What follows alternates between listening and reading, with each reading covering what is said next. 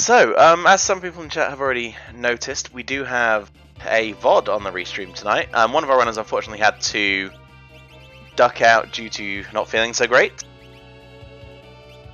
We've decided instead that we're going to play my fellow commentator here, Keith McRox's VOD for this week, just so that you can see another run that's happened, so you're not left with just 3 screens to look at. So hopefully it'll give us some extra things to talk about, maybe a different viewpoint. And I get to watch back everything I did. But yeah, it should be good. It's an interesting flag set, to say the least. So you're going to... I think this week has definitely some interesting choices for people to see where they go. We're also... there was an update. So there are some changes to chest locations. There are more chests than there used to be.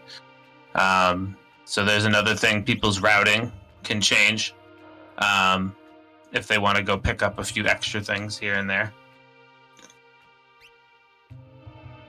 So, going to throw out a few plugs while people are doing their early treasure checks. We do have another restream on Friday at the same time for the Kefka Grand Prix Week 2, so tune in for that. And Saturday at 7 PM Eastern, the same time as tonight, we have our weekly community race, so definitely check in for that. I hear it's going to be quite random. And if you're enjoying the Kefka Grand Prix coverage, right after this race, over on Dark Faults' channel, we're going to have a week in review show, so tune in for that. Cool. To clarify, there was a comment when I said pay for shops. Last week, everything was free. So we're at normal where you go into a shop and you actually have to pay money. Yes. Free items are very handy sometimes, but the normal is that, yeah, you have to spend your hard-earned cash. But in this instance, you could find something that will be better. You're going to find something a little more out of the ordinary. So if you can find an experience egg in a shop, for instance, with that experience multiplier, that could be a path as well. That was one of my thoughts going into the race. So it's kickoff this week. We started with Locke, who is a guaranteed starting character, who has Runic as his extra ability. And we also have Gao with Sword Tech and Rage. Now, Rage, not that much use on its own. But if you find a decent Rage, then you're laughing. I don't think I ever did. I didn't use it. Really, the Sword Tech is a better... it's going to have value pretty much no matter when you could find something to use with it. Especially even early, you'll find just one quick. Just to have the first dispatch is just something handy. Especially when rages are hard to come by. So some interesting routing straight off the bat. Lanxian doing what we would expect and picking up a whole bunch of treasure for free. Charon doing vaguely the same thing, but he's also gone to the World of Ruin Nash to pick up his lock check and check on the Cursed Shield, which is 23 battles to uncurse. Probably not worth it. And Jack, meanwhile, is in the Phoenix Cave, which is a interesting play very early on. You'll get a lot of treasure checks there and something at the end, but maybe not anything too great. Yeah, he's also going to be advancing the enemies and bosses by doing these quote-unquote free checks. So checks that don't have a boss, so you can't get the experience from said boss to also increase your party, so they are going ahead of you, which is never. I don't know. Some people don't mind doing it, especially if you can strategize for it. I generally try not to because I'm always afraid. See, in a seed like this, it's not so bad because we do have rods and shields available to buy in shops. So they can get you out of a scrape and let you do a couple of free checks early if you find them. Yep. So then that's part of the knowing that you can always get out of something you should have. So, and Jack's going to be confident, so...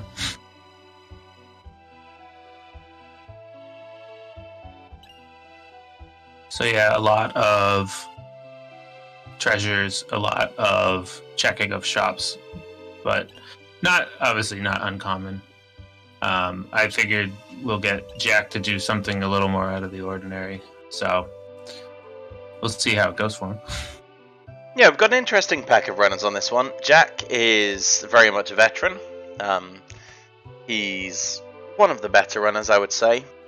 Langston and Current are both fairly new to Worlds Collide, so it'll be interesting to see how they get on with this.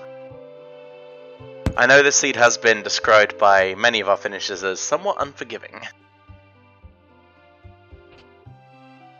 Yeah, it's up and down, I will say. There's some, obviously, like anytime you have Ultima in a seed, it's not, not a bad thing as long as if you can find it. So, we have Jack picking up his reward for the Phoenix Cave, and he found Strago in there, hanging out. He's going straight to check what's at the tower. Alright. I knew he wouldn't do what's in the tower, because I don't think he has any kind of offense. He already has rods, never mind. Yeah, he's gonna be fine. He was checking to see if there was a character or not, and he saw there's a character, and decided to go for it. I think that was his first thing, was seeing who was there, and then went back to save, which is going to be saved. If his only offense is fire rods, he's going to be unhappy when he gets to the top. Because that is not going to get him through this fight. So it's an interesting gamble. We'll see how it pays off.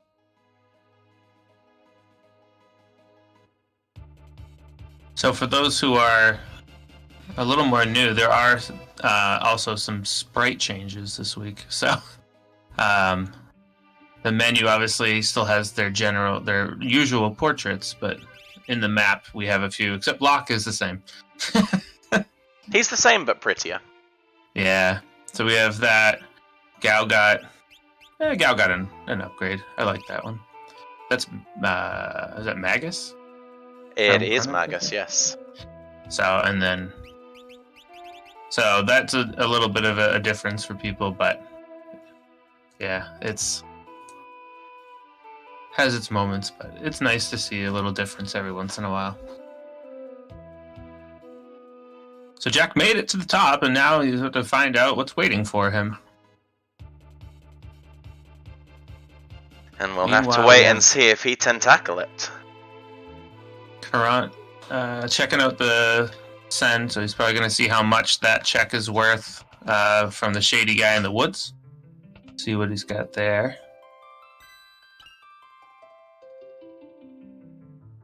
So 22,000, not the worst. It's a good deal considering Langston just checked it in the other world and it was 33,000. Both fairly reasonable. We've had, you can get upwards, 60,000s. And there should be plenty of money flowing around this week, so that's not a concern. Jack has realized that his fire rods are not going to get him through the tentacle fight, so he's going to be heading off somewhere else. So quick recognition, just probably a lot of regret of all those stairs. Indeed. Langston picking up his check for Ragnarok. Netting Ragnarok. Yep, is this even randomized?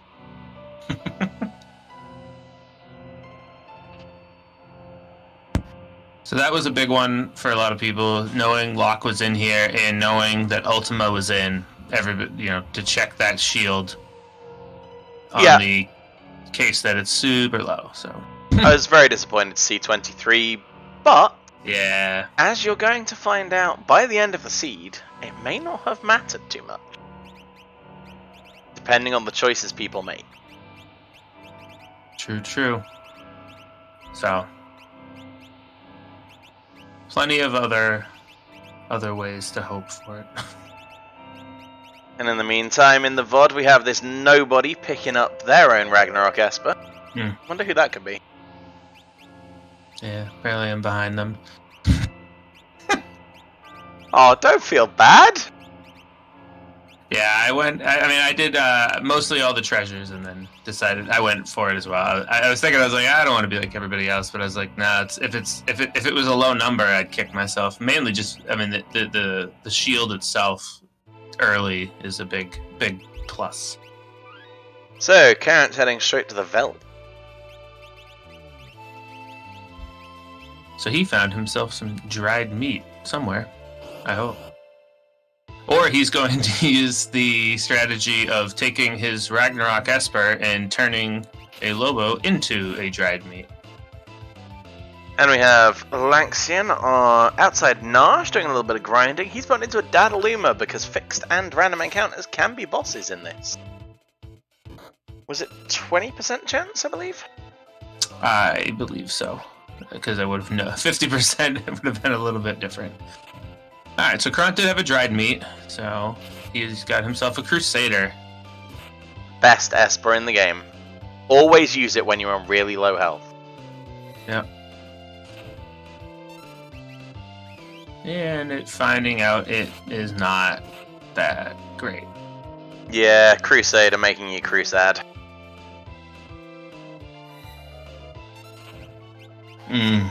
I can't get the staff this week, can I?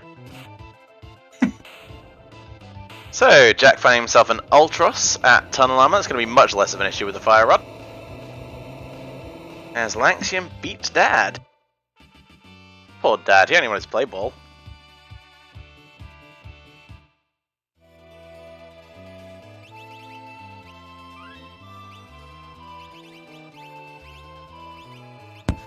So that was a good amount of, with this increased XP, that was a pretty sure his only fight, and now he's up to level 9. So that should be all he needed to get there.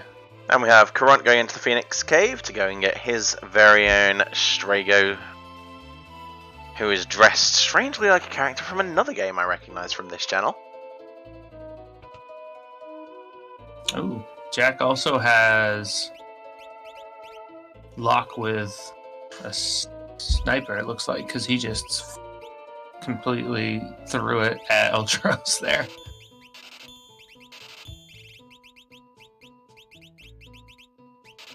He doesn't seem to be using the rod. No, he's using. That was. I looked and he only had 3, so I think he used them. He just. Yeah, couldn't quite do the whole thing. Anyway, so there's Mog. That's fun. Mog with jump, which is great since he can naturally use those spears that will help jump. That jump works well with.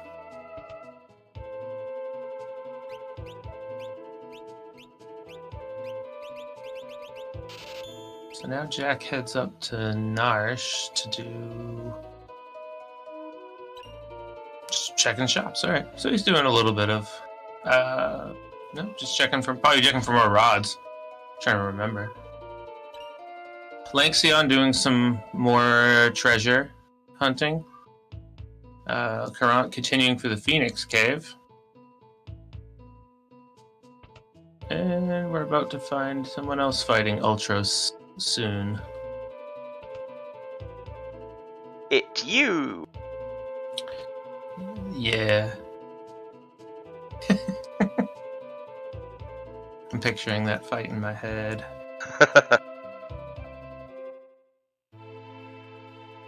As long as you don't have too many regrets. That's one of them. Oh, I'm just happy I was able to run.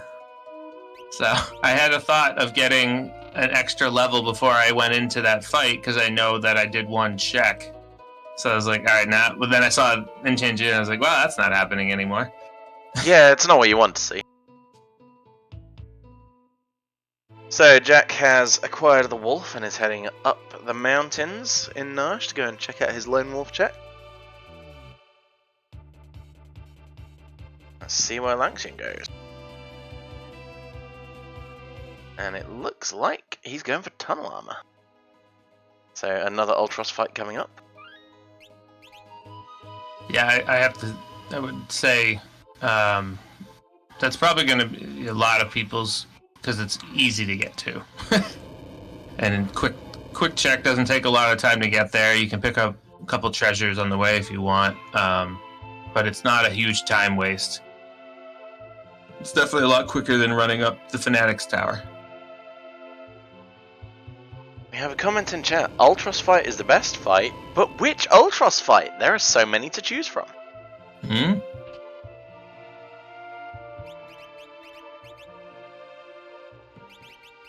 Jack found Lone Wolf hanging out with another familiar... Robo.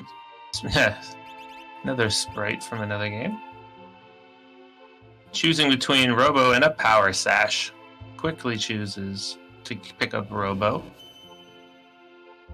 And Robo, unsurprisingly, is Go-Go.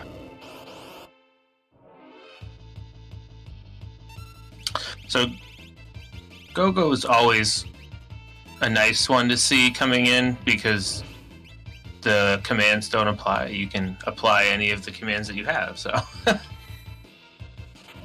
I do see a lot of people not using Go-Go, and it makes me kind of sad, because for me, he is a fantastic utility character.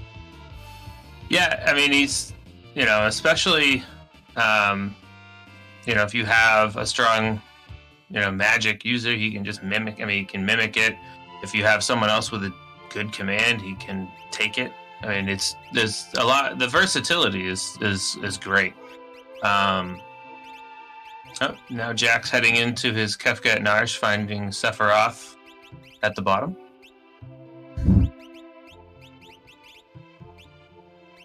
With some blue and gray soldiers with him.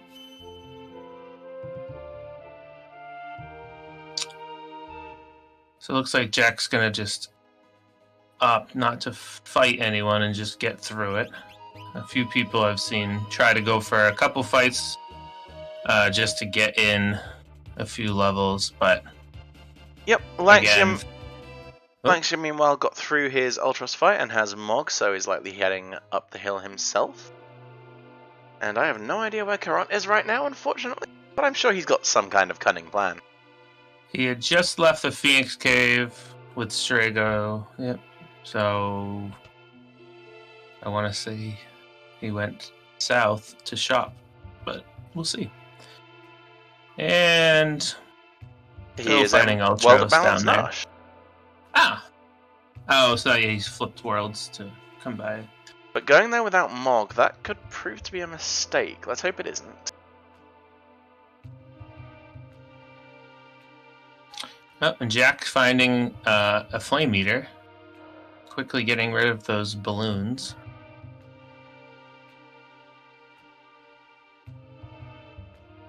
I'm holding on for trying to hold on here. Yeah, we got quite lucky with our starts for this run. So Locke has natural magic. He started with natural magic ice too, and having Go-Go in your party means that Go-Go can also cast it. So there's a bit of offense against a flame eater here. Mm.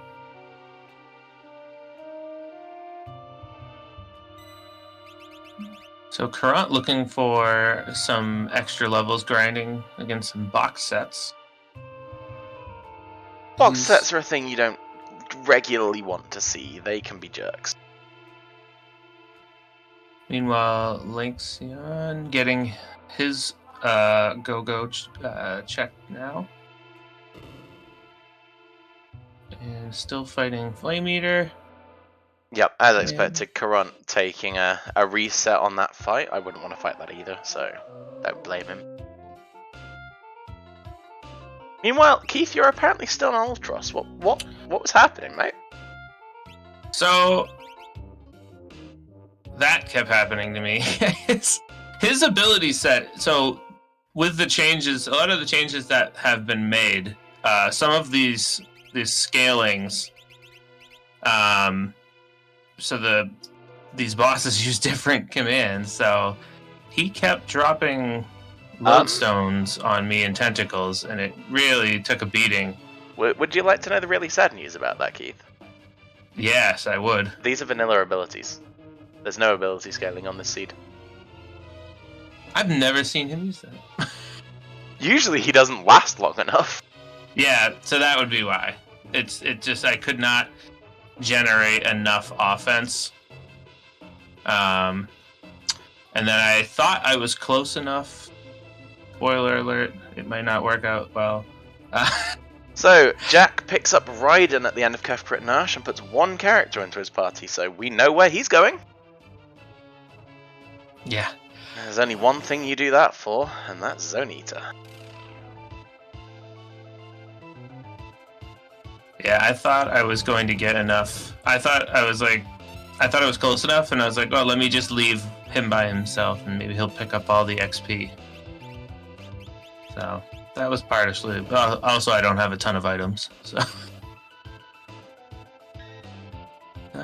Harant fighting in the desert now, trying to pick up some levels. More successfully this time. Always good to see. Another Flame Eater for Lynxion as Jack does a little bit of shopping before he heads out to go find himself a Zone Eater.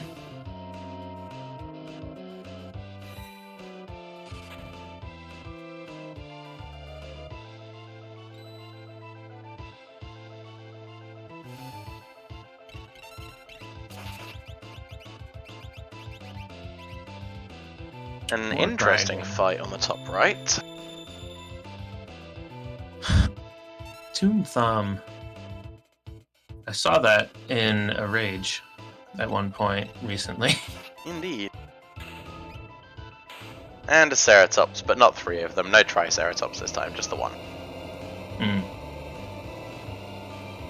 Oh, we have a Flame Eater down for Lynxion as Jack makes his way past these,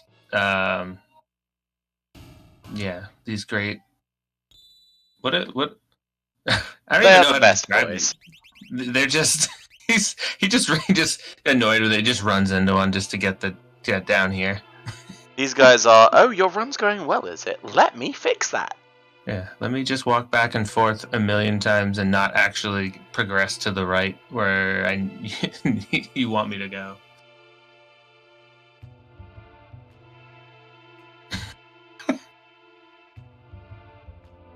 As Jack dances back, just jumping around impatiently.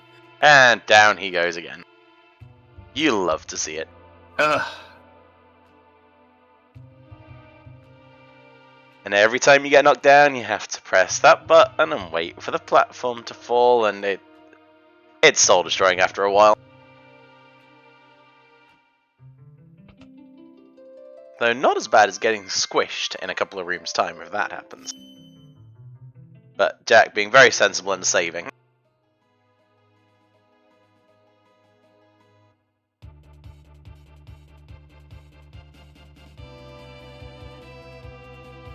Gets a flame shield from the second chest, that's pretty tasty. Can't get through another random encounter in the desert, though some of his party is a little worse for wear. And Lynxion is going for Serpent Trench. Oh, there's two people going for the Serpent Trench.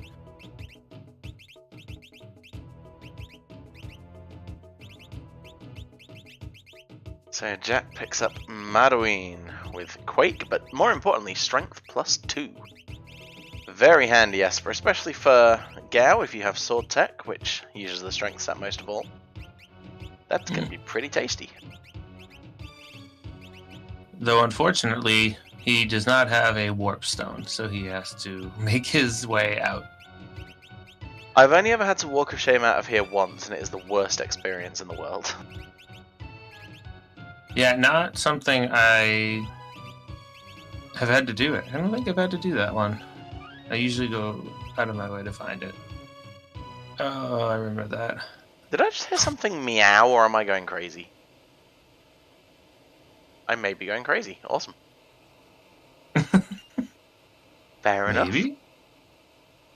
All these late nights are starting to get to me, folks. So yeah, Lynxion in the trench. And Jack heading to go put his party back together, more than likely.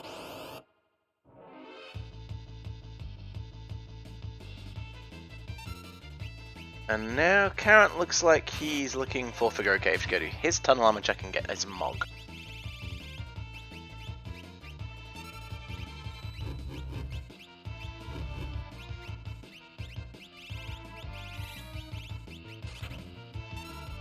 Leon fighting some ghosts underwater.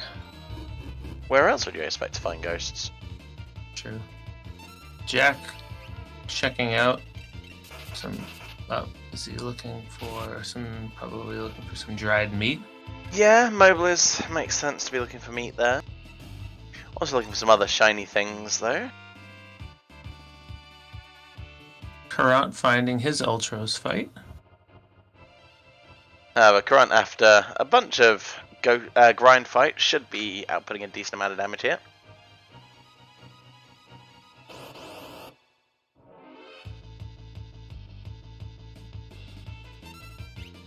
That's something you don't want to see underwater. Nope, Now with the Doom Dragon, you could run from, because I bumped into him too.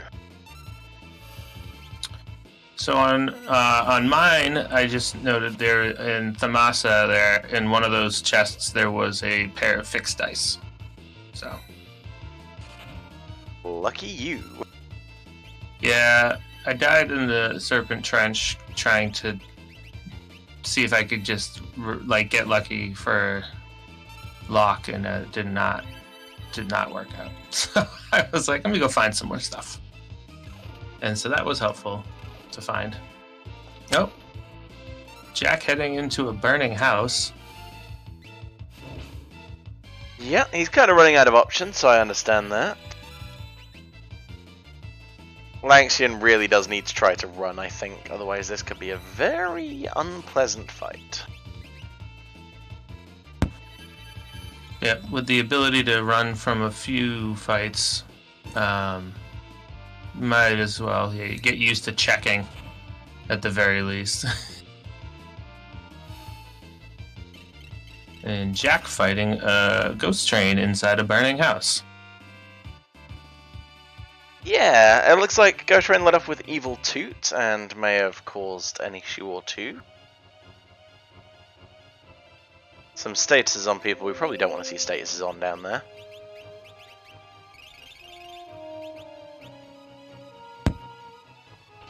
And this being just one of those fixed little fireballs roaming around. Yeah, I think I was very lucky. I only got one train. It's not the worst to see, but At low levels, it can be very slow. yeah.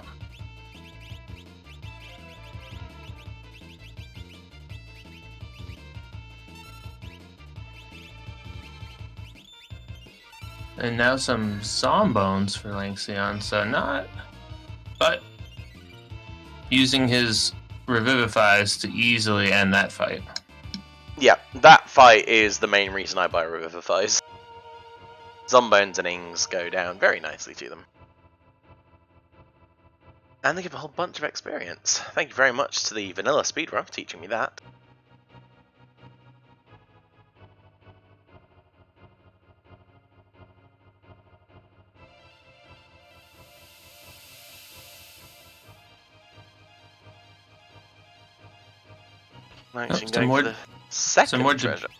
Some more debate about the burning house in chat, as usual. Mixed opinions on it, usually.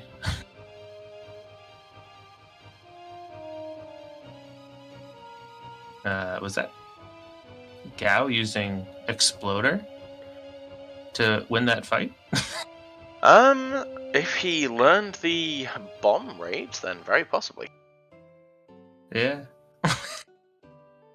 Alright, Lanxion gets out of the trench. And gets a Bahamut for his trouble.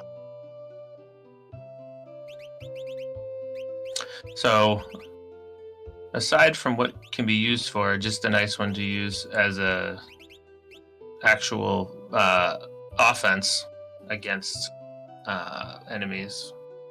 Often see used, so. However, I don't think anyone's gotten strong enough yet to discover the key to this run. No, I don't think so. I know, I would I was say- very upset when I discovered it just after the boss fight in Fanatic's Tower. Hmm.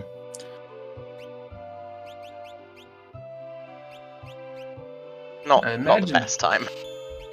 I would say Jack is close, but he does have 4 party members, so he's slowly gaining levels at this point. But still using those snipers well.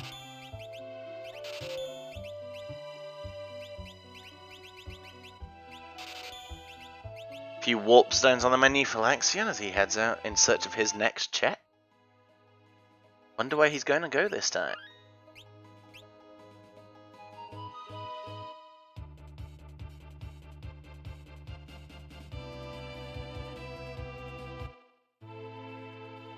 With Karant up, much like everybody else, finishes Ultros and heads back to Narsh. Yeah, it's a sensible play to do once you've got Mog. Yeah, 2 checks at once. Yeah, the Kefka at Narsh not a favorite, but if you can do 2 checks at one time, that's a lot more palatable.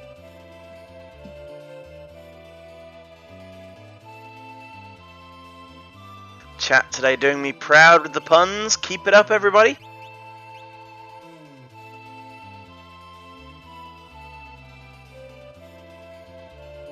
Thanks, you're now hunting for his own Zone Eater. I hope you remember to take his... Yep, there we go, he gets the fight. No Moogle Charms today. We've all done it, at least once. And in Gulf, he is. Meanwhile, Karant chases after Lone Wolf, and Jack...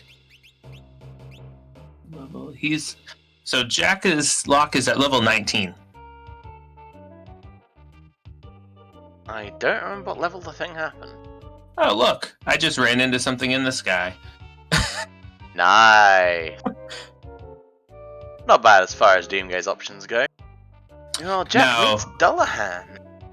Yes, Dullahan, who also looks like he's on fire. So, appropriate enough. Ooh, that's a beautiful buffering we've got there. Sorry, folks. Yeah, of all Not the my things you can end. run, all the things you can run into unexpectedly for Doomgaze, Vargas, not the worst. Meanwhile, Laxion, oh, he made it. Oh, that was much quicker. Good for him. Makes it through. Unlike Jack, who had to dance for a couple minutes to try and get by. Nope. Karant, not a fan of the power sash either. Going right for his go-go. Don't see how anyone could leave that power sash behind. I mean, really. Nope.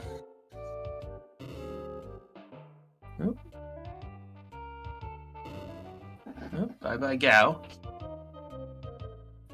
So it looks like everybody's in favor of having Go-Go in this party. Adding in... Yeah, I did something similar. Yep. It's usually between that jump and sword tech people are going to throw in there just to have. I started with him having sword tech, but he was outputting so little damage I gave up in the end. Yeah, he did a lot of mimicking for me. I Oh. just learned magic and then had him cast it. Yeah, that's all I did. It was just mimicking. I was mimicking other people's magic most of the time. Ah, you were trying to save MP then. He just didn't have the spell I wanted. Other people had it. Go-Go has the spells that everyone in your party has. Oh, I don't even think I knew that. I was just using it. But I also I didn't put magic on him, and I never went to go, like, change it. Aha, that would make more sense, yeah. So he kept jump and sword tech, and then just mimicked the magic. Yeah, that's one of the reasons I like Go-Go so much. The fact that he knows every spell that the rest of your party knows makes him a really good utility mage. Even if his magic power isn't the best, he can still heal, he can still revive in a pinch, you know. And at the end of the day, an Ultima's an Ultima. Also, I found out that Vargas can be stopped, because I stunned him. That helped.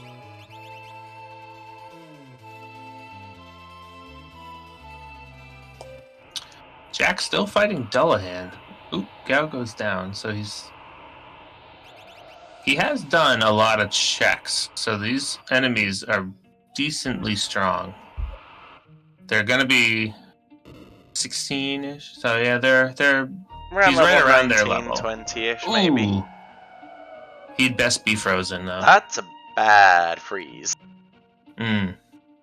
Carant, meanwhile, hasn't subscribed to the take one character to Zoni to train. He's taking a full party, so he could be sat there for a little while.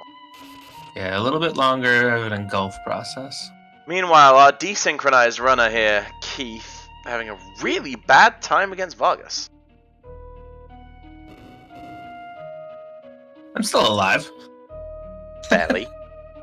Well, the way the run started, this has been okay. Jack sent all the way back to... Ooh! All the way back to Zone Eater. So yeah, I don't know if it's before or after he got the Esper either. He's running out. Hopefully it's after. Yeah. But I didn't see if he saved after getting the Esper. He did already do Zoni to Ravelin, but he just had to reset. He was getting slightly bodied by a Dullahan. Ah, okay, he can't hear me. That's always helpful. So, okay. He had... That wouldn't help. I guess it would be the Esper. If he still has it or not. Well, we'll find out. Lanxion making his way through the Phoenix Cave. And Karan is... Oh, did not put his Moogle Charm back on. There we go. Here's So, Inzonita. I did defeat Vargas. Yay!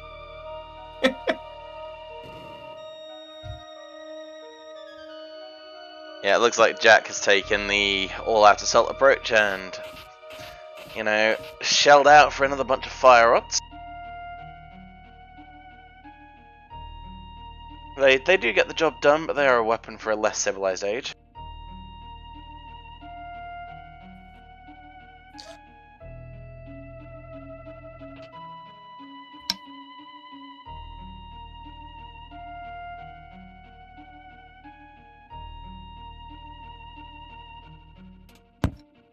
Yep, so Jack refueling and heading back in.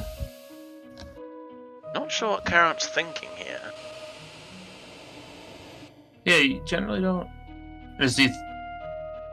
Everyone has their, like, ticks and little, like, things that they think will affect those guys and their movements.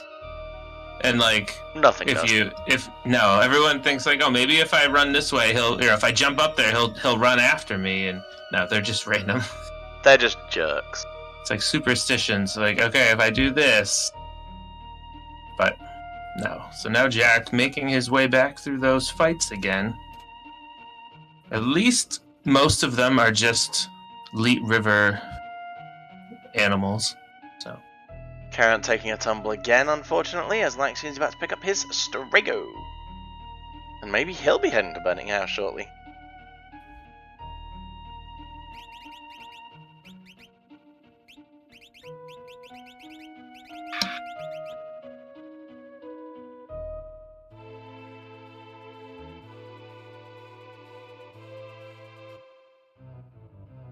So, where next? That is the question. Oh, Jack finds that train again. It's alright, he's trained for this. And Karant still waiting for that guy to get out of the way. He is not doing it. Oh, no, he makes it through. So he's back on track, just like Jack should be soon. As Keith here takes another death. Yep, tried for a random battle and got fired by tricksters. Not a fun fight. No, the perks of these random encounters. Looks like Lanxian has ditched Gogo in favour of Strago. I'm sure certain people in chat who may have 85 in their name may have something to say about that decision.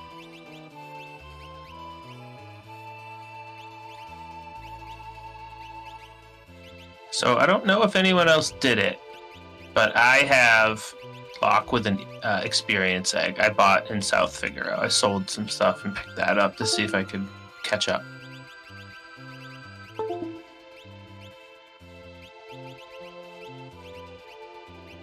Apologies for the random Windows noises, folks. Minor technical difficulties on my end.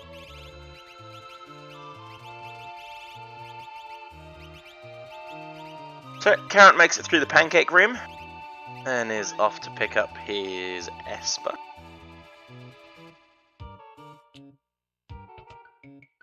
And Lanxian looking like he's heading for the burning house himself. And do mine eyes deceive me? Heath has picked up rods and beaten Ultros. With solo lock. Tell us about that decision. You're about to find out why it paid off. No, not close. I was close to it, but yeah. So I just went for the strategy of knowing that the experience was going to be really high. So if I go solo with an experience egg, yeah, it's going to start really picking up. So what is he at now? He's got to be... While I sit here and stare at a menu. It's like the worst part is Level seeing 18, how often that... apparently. 18. So... yeah, so I might we'll see what I do next, but I know I keep him by himself a lot. Just to see how quickly he can get, so that when I get newer characters, because I was just not feeling Gao at that point. So and I was like, let's see how this goes. And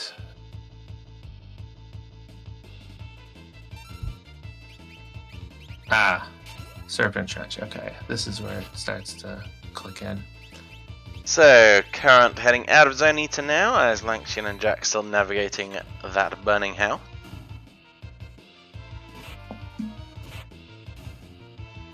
Yeah, thankfully I did not go to that burning house. I avoid it at all costs. It's just not for me.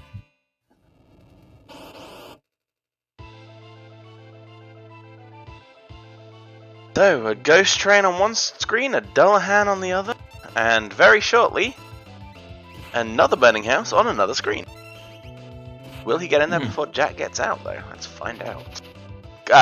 Probably not, because Dullahan's Deadahan. Very rapidly taken out with the fire rods.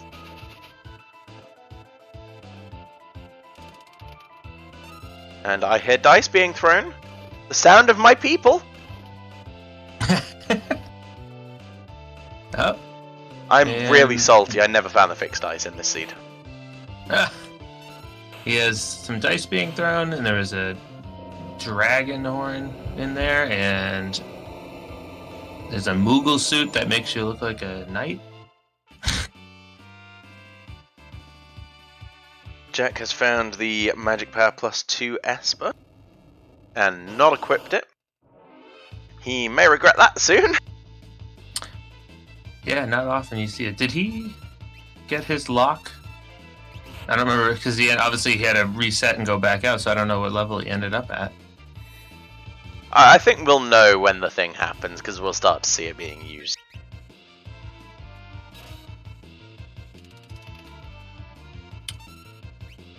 Yeah, not a fun fight in the... This is a really long Serpent Trench fight, but they're really low level, so they don't have any magic. It's a pretty icky fight normally, though. Normally, that's not. And I have a stunner on, and it's preventing one of them from attacking me, so that was helpful. Meanwhile, Current playing maths for dummies, counting up those pieces of coral on his way through Ebbert's Rock.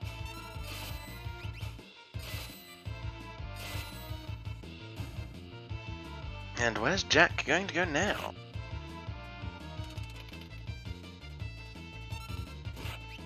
Calling it, apparently. Looking for more shopping, I suppose. Yeah, probably, and then maybe picking up a chest or two? Or just shopping? I don't know. I think he's still looking for the dried meat. Yeah, sometimes you just happen into the right place, and sometimes you just... Oh, poor Lanxian, Yeah. trying so desperately to avoid that bomb. And it just charged him down. And Karant's still counting. I think at this point, Karant's counting screens, hoping to find the chest. And Maybe not. It's entrance. I think I've had it happen 6 times in a row where I hit that, switch, and I keep entering the entrance, and it's just I don't know. Ebbets Rock is fun. Oh, another serpent trench goer. Jack jumped in. And Dullahan appears for Lanxian, who didn't heal before the fight. Hope he doesn't regret that. And I'm still fighting the same thing.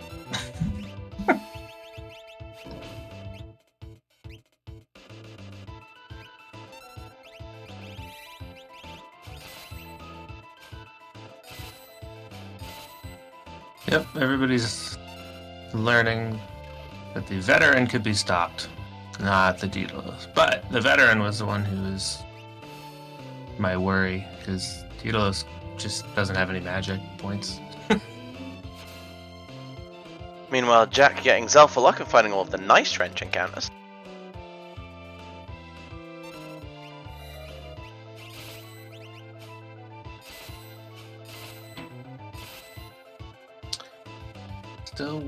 Still fighting away at Dullahan. Hasn't gotten frozen, so that's good. Oh, Jack trying to run away from those Zombones, but he cannot. Yep, not happening today, sadly. I guess Aqua Rake is fitting underwater.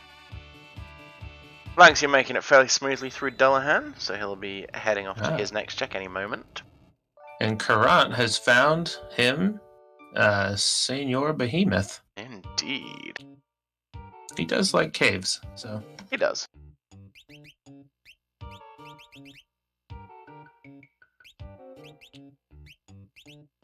I suppose the Aqua Rake is just a rake if it's already in the water. What is this, Sideshow Bob?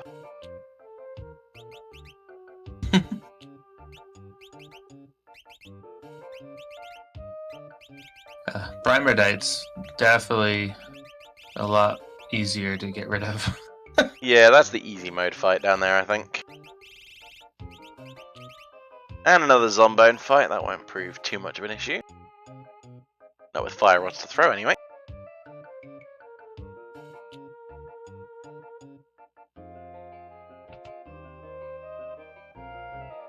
I noticed in your stream that you didn't go for Revivifies on them. Nope, I used the fire rod. Once I thought of it. It's a little faster at least, but yeah. Once I thought of it, I was like, well, I'll just go with that, I guess. I did try and run at least.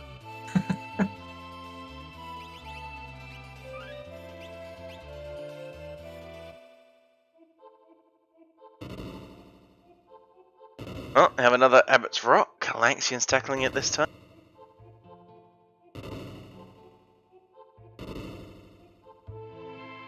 Thankfully, I ran from that Doom Dragon as fast as I could. Yep, same here. I wasn't interested in sticking around for that. Jack getting himself some Warp Stones at Nikea. Finally.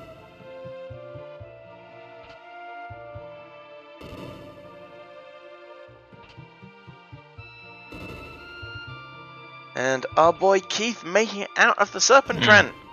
Victory! Senor Ooh. Behemoth is being rude to Karan. Oof. Yeah, he's Is that runic? That's the impressive. runic. We like that. That was real helpful. I thought he was. Yeah, I thought he was toast there. He might. Oh no, he's okay.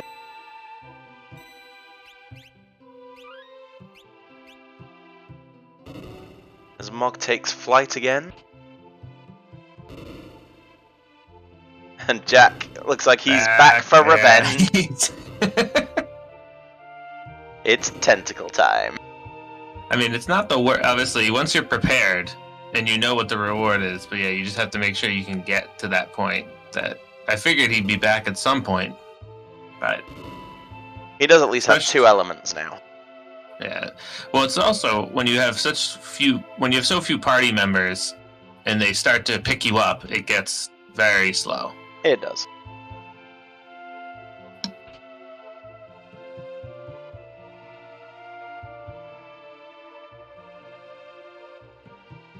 Current's still hanging in there by the skin of his teeth.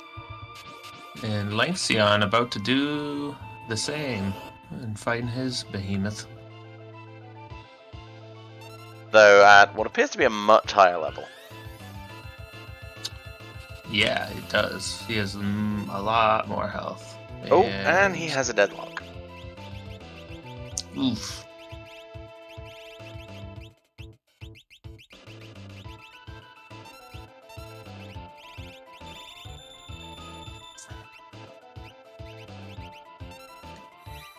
So for anyone who thinks, or who doesn't always remember to take their Moogle charms off, I think I'm about to forget that.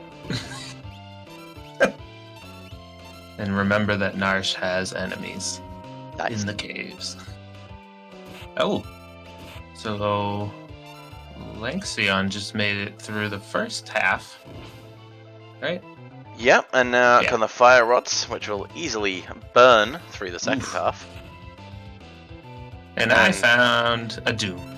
And Charon, unfortunately, taking a death there.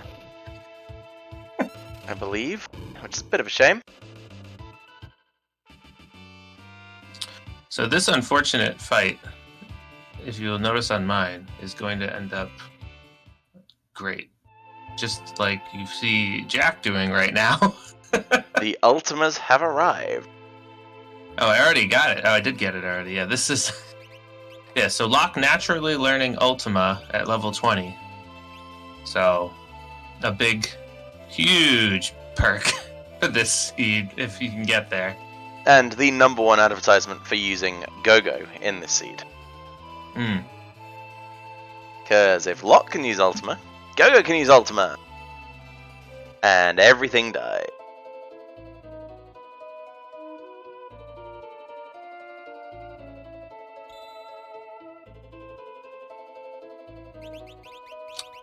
Lanxion buying a Tritalk Esper from the guy in the woods. Yeah, not great, not terrible.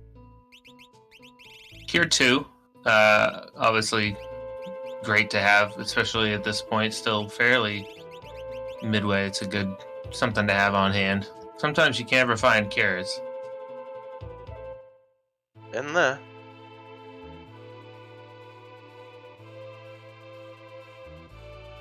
And it looks like Jack's preparing himself to face a dragon.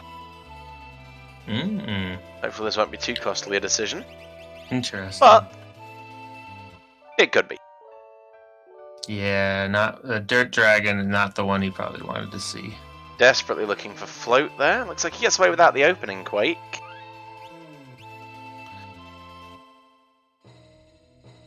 Yeah, and his Go-Go has no other commands yet.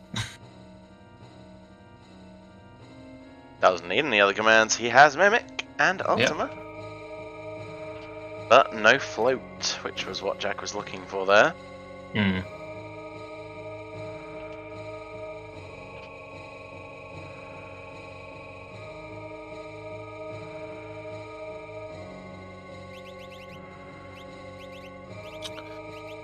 So Lanxion making his trek up the tower to go find some tentacles while Karant makes his way through the Serpent Trench.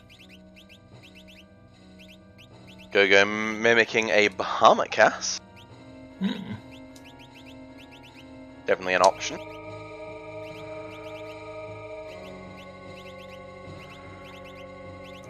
Yep, I decided to fight a second Doom in the caves because it was so easy, so I'm at level 35 now. Jack getting Gao up, only for Dirt Dragon to strongly disagree with that prospect. It was only a matter of time for that to happen with Dirt Dragon. Very unfortunate dragon for Jack to find here, because it means that if he does wipe here, he has to go back up the tower. Yeah, my least favorite dragon to run into, by far. Yeah, Dirt Dragon is a jerk. Also, in that room, as Lanxion just found out, there was a Minerva. In the secret air anchor room, yeah. So obviously a huge perk to find. And there's the Quake.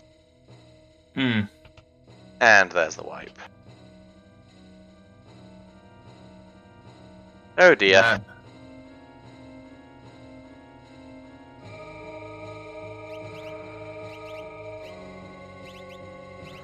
So Jack's gonna have to give that another crack if he wants that character.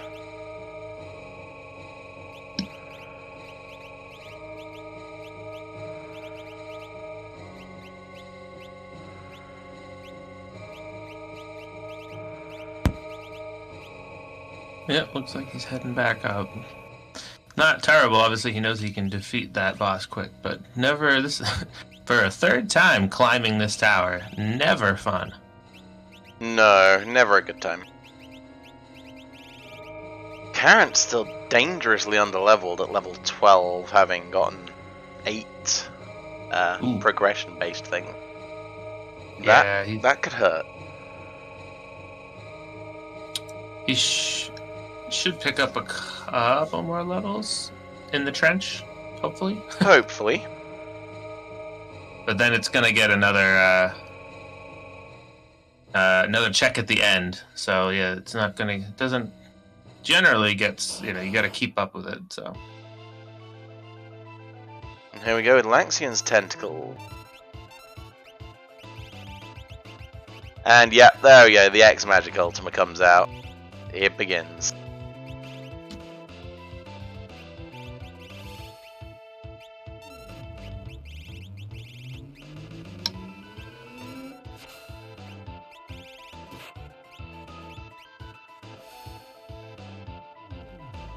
Yep, the big blue orb gets the job done. Yep, one for that. I just defeated Flame Eater with Ultima. Very nice. So, yeah. Couple of zombones for Karant. Hopefully he remembers that they are undead.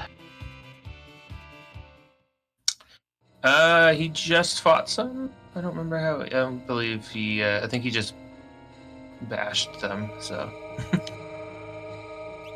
Now Lanxion heading out. Checking if he can warp stone out, feeling the crushing disappointment when no. That's not a thing in this dungeon, unfortunately. Yeah, not exciting. Hopefully he's not going to choose this moment to be brave and attempt to fight a dragon.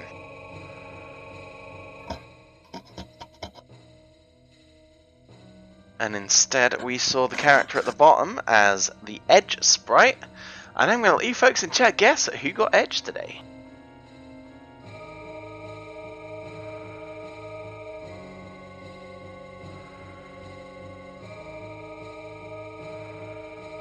No, it's a race down those stairs between Lanxion and Jack.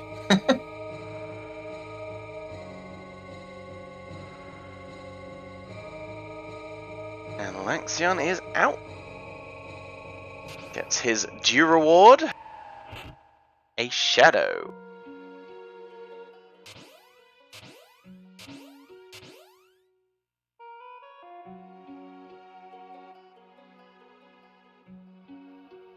Some more Zombones? Yeah, not a lot of damage output from Karant, so a little bit of a struggle against these. But for a few seconds at least, Lanxian ahead of Jack. True. Yeah. Oh, yeah, they're... Yeah. He can feel very proud of himself for that. Yeah. So, we're about an hour in, folks, so time for a couple of little shout-outs, I think. If you're enjoying the stream and you want to see more Worlds Collide Kefka Grand Prix action, we've got another restream coming up on Friday, 7 PM Eastern Time. We'll be doing this again with a different set of runners. On Saturday night, 7 PM Eastern, we have our weekly community race, which should be very fun this week. And right after this, we have a special weekend review program with Dark Faults, Mr. Entity, and myself over on Dark Faults' channel, where we'll be going over things that happened last week, discussing the leaderboards and, looking at some funny clips that have been submitted, and also deciding who gets to pick next week's flags. And last but not least, if you are enjoying this race, make sure you follow our runners and our stream staff, and join the Discord for more information on the randomizer. As Lanxian fights a Katana Soul. Probably one of the better ones to find if you can combat it, but knowing the reward usually is the perk there. Yeah, Katana Soul's always a good one to find for me. Lots of XP, lots of money, and the offering helps too.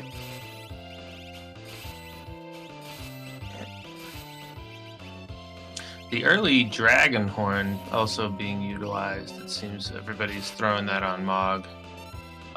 Wisely throwing it on him. Yeah, bit of a no-brainer that one, thankfully. Jack heading to the cave in the Veld to find Funbaba hanging out. Lanxian will find it himself very soon, because that's where he is too. Karant makes it through his Serpent Trench. Now making his way through Nakia. Probably a little shopping, yeah.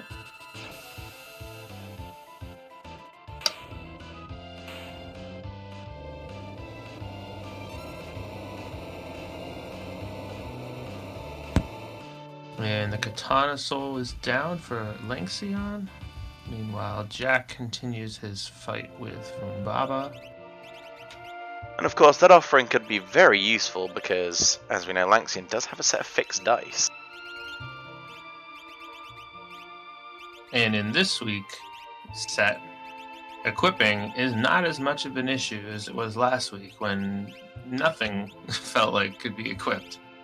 This one's still a little struggle on which characters can get things, but much better odds than last week where not much could be equipped. And there we go, fixed dice and offering on Strago, and away he goes to win. And no, I'm not exaggerating, fixed dice and offering can in itself be a win condition. And Jack holding on against Funbaba. Trying to get Lock back up, most likely for that Ultima. Yeah, Discount Hulk can be a bit of a bully, unfortunately.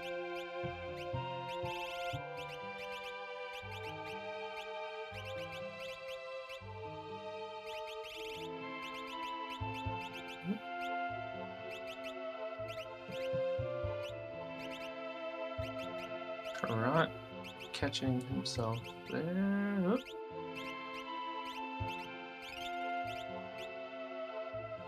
Karant capturing the bufferitis, it seems. Bit of a shame. Yeah, and Funbaba goes down.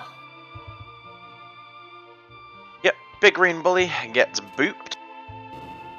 And he's about to take it again. Lanxian with the dual casting Ultima and the 4x fixed dice now. And Jack getting himself Palador for his troubles. And another magic +2. Magic power +2, plus the ability of Palador, so always a welcome sight. As Lanxian goes to grab his... Lanxian goes to try and grab his Esper and meeting a Funbaba.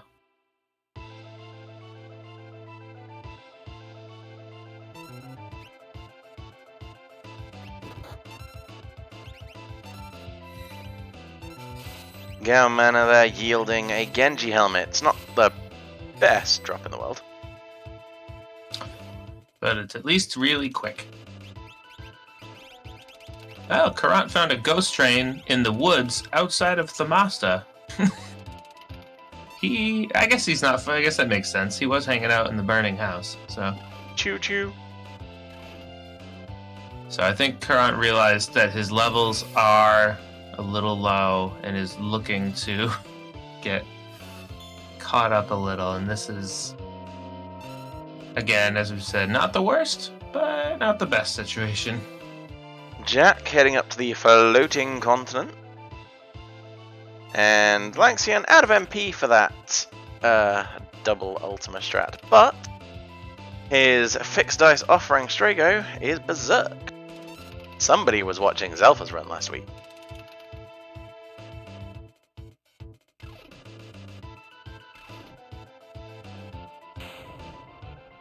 And another fun Papa goes down. So as we've seen, and it's, one of the things about this week's run, and it can be one of the harder ones, it's everything kind of gates towards the same places. So everybody's kind of has to do similar checks, which isn't always fun, but it does help to see who's where. As Karant heads into his burning house. He could be having some serious problems at the end of that. Yeah, I don't think he's. See, again, the issue with this split XP, his four person party is just not getting, especially with these enemies, is not going to get very much in the way of levels. And Jack meets the first boss I fought at the start of the floating continent. He finds a goddess as a random fixed encounter. That was very fun to find. I was really glad I had Ultima. That was one bit of Zelfa luck I got. I did not find Goddess there. So, real happy about that.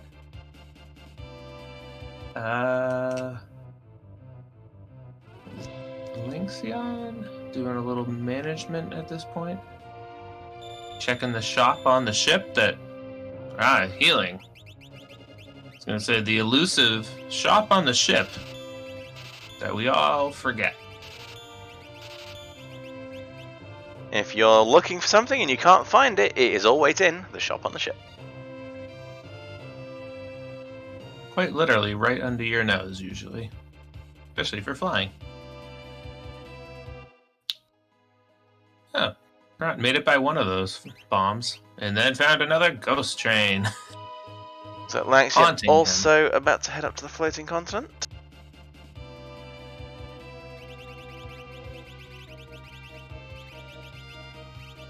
Ooh, Karant trying to revivify the train. That's not going to work. That was Berserk, I believe. Was it? Yeah. Okay. That was... And Goddess is down. Had to use a morph in there. Hey, and it worked. Lynxion getting the much easier of the two, getting the Aquila. Indeed.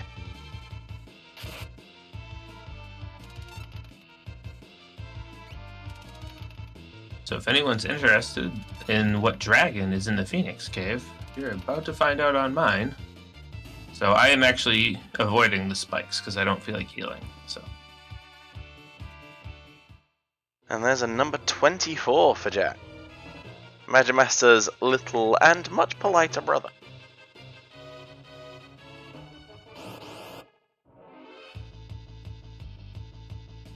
Not that it matters because Ultima go burr. Hmm.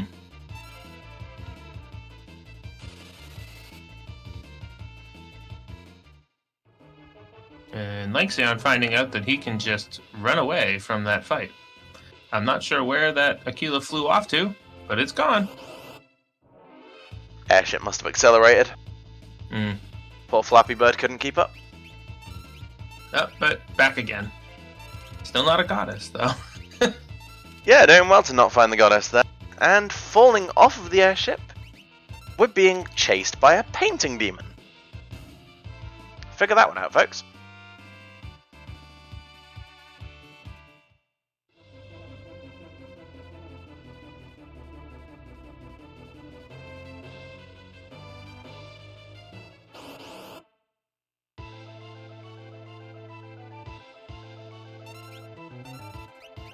Sion doing his number 24 fight. Jack still working on his painting demon Shutternut. Karan still fighting this ghost train. Yeah, that's not shocking. His levels are still quite low.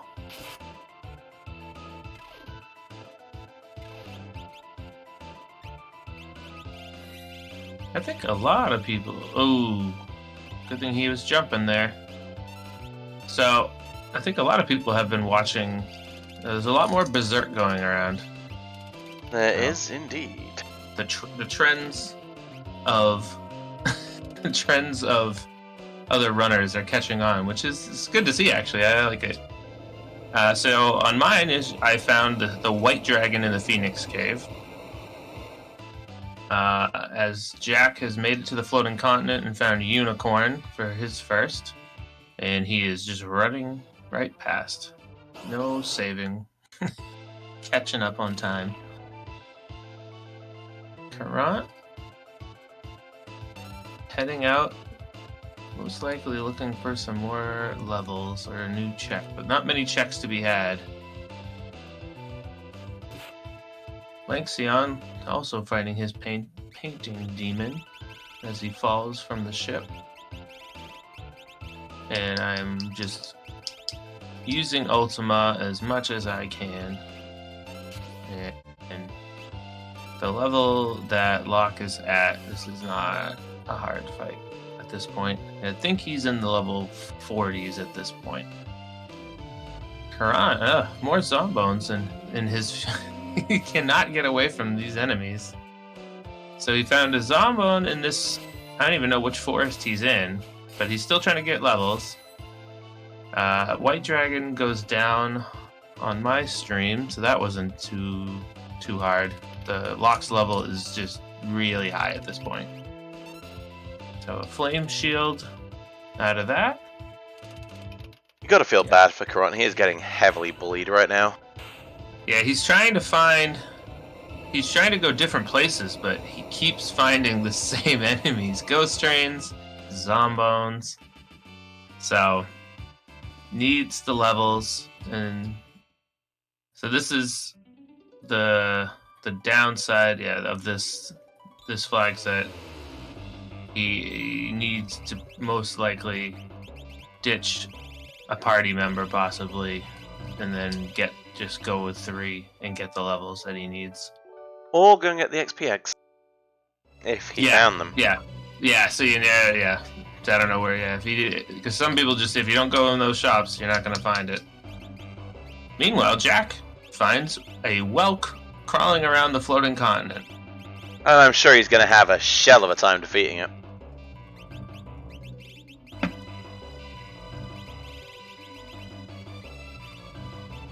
Is this thing on?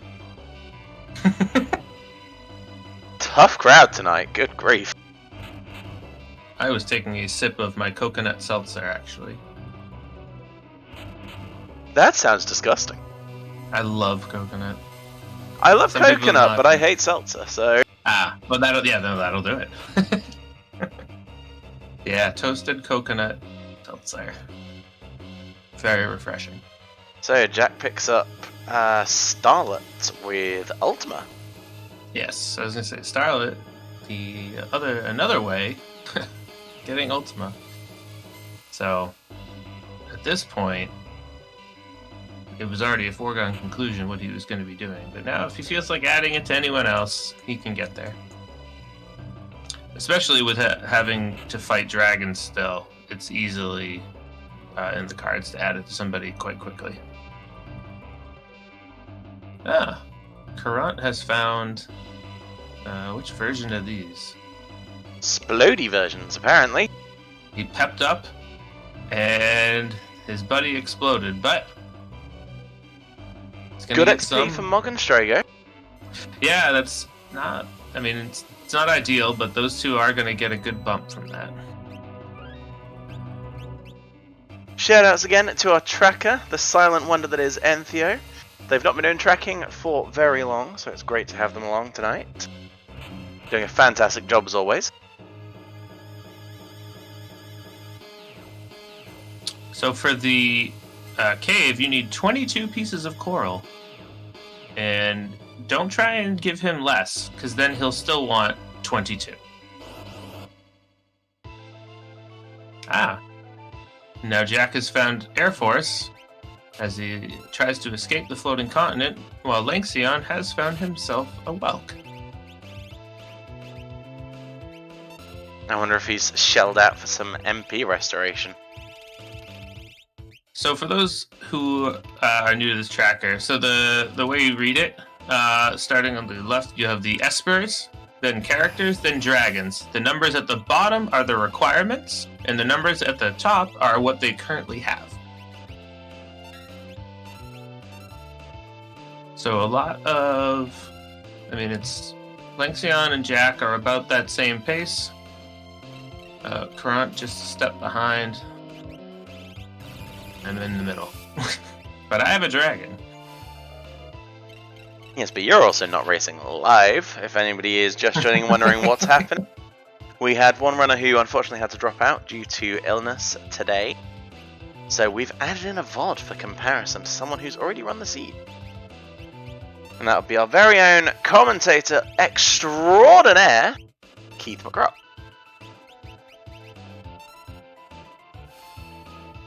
If I could do this and play at the same time, that'd be amazing. It'd be really weird, but also giving away a lot of things. So, Jack at Doma finds himself a Setzer. It's rather refreshing to see somebody else with Setzer. I've seen a lot of people come through this without picking up Setzer. I went to Doma before I was looking in other places for Espers, so unfortunately I did not get quite so lucky.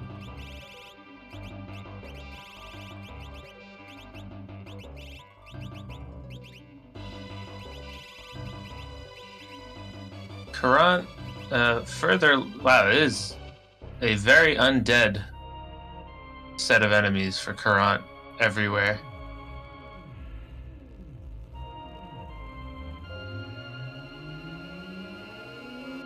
And he blinked and Jack is done.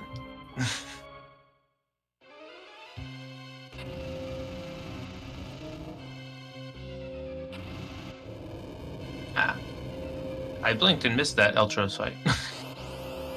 Not surprising, because at this point, he is rolling.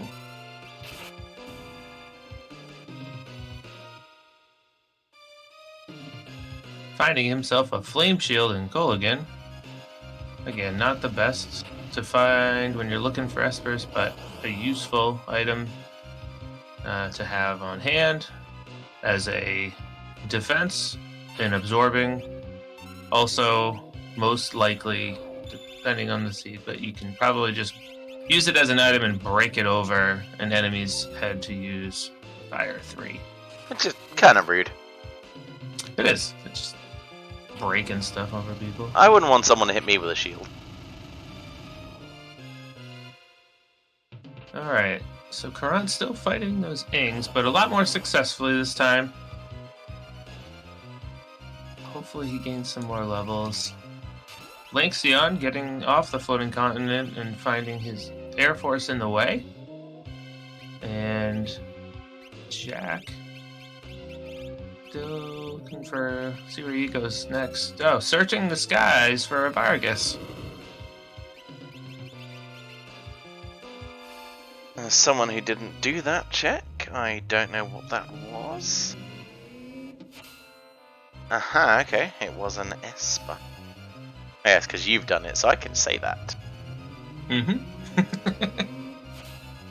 He chose to do it, though. I did not. I was just helpful that it was not terribly hard. One does not simply choose to do Doomgaze. Yeah. So I headed up to Narsh in the World of Ruin to do the dragon there. So blue dragon gone. As has Air Force for Lanxian, who will now be one Esper away and a couple of dragons from entering the tower. Yes, Vargas. Nice. Ooh. Yeah, there we go. It should not be long for this. So that's Jack's 8th. Jack has not done that Thief in the Woods, which would also help him out. So he most likely is also doing similar to Lynx and just looking for that one last check to get him over the, or get him to the 10.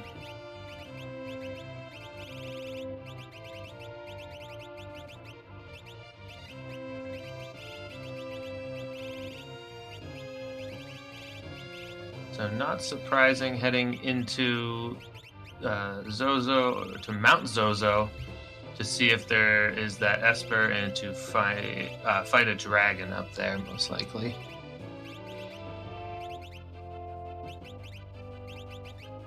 Combining as many checks or as much time as possible. Yep, very good decision. Oh, Karan did what I just did. So I'm coming out of this fight with cranes, and he's heading into it at the Tritalk spot. You fought those cranes, and all you got was a lousy Magus Rod. Yeah, not ideal. But fortunately, in the world of Ruinars, you can warp out. But here's the thing, if you don't give the Magus Rod to Gao, given his sprite in this seed, are you even playing the game right?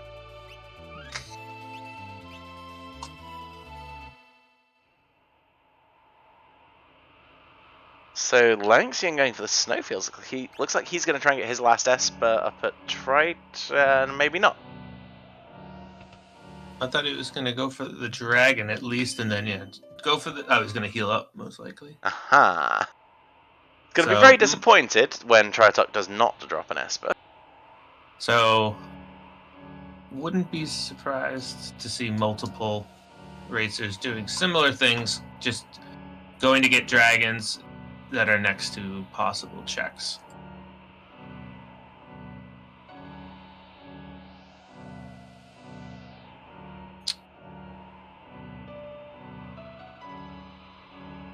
So that was one of my goals, was to combine as many. So I did Phoenix Cave, Dragon, and check. I did Tritalk spot, and then the Dragon there, doing Fanatics Tower at the same time as the Dragon. So obviously, the way my seed went, it worked out, but not always the case.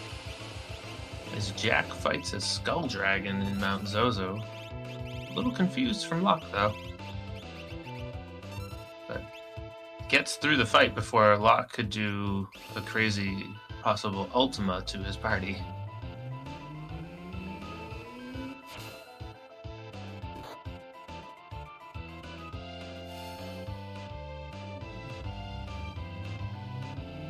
And Jack finding some force armor for that dragon as he makes his way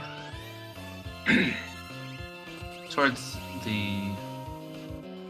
finds an Aegis shield on his way out and finds an Esper. So he is one away. He could go buy it if he has to, but he's probably just going to keep doing dragon checks to see. We'll see if he ends up in Narsh as well.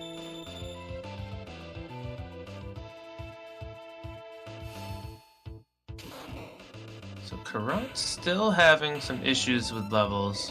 But the cranes aren't the worst of it, so should be able to get through this. We would hope so, as Lanxian bursts through the dragon and learns every spell in the book, apparently. Yeah, they all must have had fresh Espers, because that 50 magic point is quite a drop on you.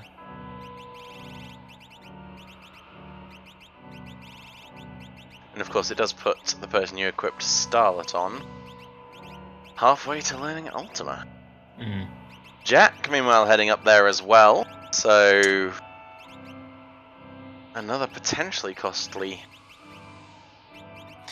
Yeah, it's gonna get him the dragon, so it's probably... It's better than nothing. Yeah. Dirt dragon. Plus, neither of these runners are going to have any issue with the crane, because Ultima is Ultima. Yeah.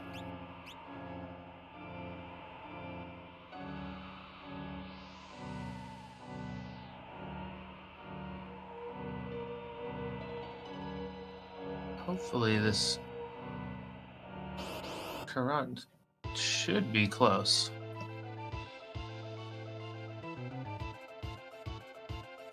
He's been at one crane for a little while, as Lanxion enters his crane fight. Can only imagine the relief Current's going to feel when his lock learns Ultima. Yeah. Jack enters his blue dragon fight. He did save before the fight, though, so good to see.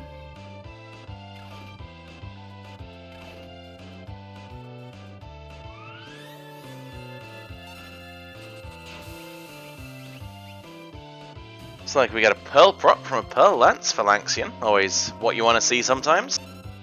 There are occasions when you really, really don't, but more often than not, Pearl Prop good. The Berserk... Ooh! Strago doing work on the other crane with those dice. Of course. Alright, so Current doing his... soon walk out, so... most likely does not have warp stones. So we'll find out. Oh. Lanxion trying to see who can equip that Magus Rod. Nope, using this warp stone. Alright, so he's out of there. So, next stop. Where would you be going? Oh, what does he have left? Apparently Mount Zozo? I was gonna say he's doing dragons, so it's Mount Zozo makes the most sense since he still needs an Esper. Mount Zozo is also definitely the play rewarding Fenrir. Yeah. Oh no, especially with getting Fenrir for your calmness protection in the end. So he's going to... So then it'll be a case of if he goes in, or if he goes to try and grab a dragon at the Fanatics Tower or the Opera House before he goes in, or if he wants to try and fight both dragons inside Kefka's Tower.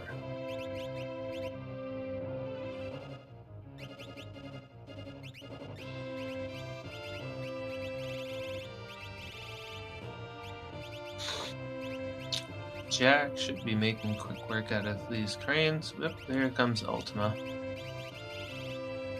Yep, he has the ultimate strategy to deal with them. Current purchasing some smoke bombs. They do say that discretion is the better part of valor. Shadow. Oh, so there's Shadow. He had steel. Not too exciting. Yeah, he was very much a shadow of his former self today. You could say he has a new edge. You could say he lost his edge if he had steel.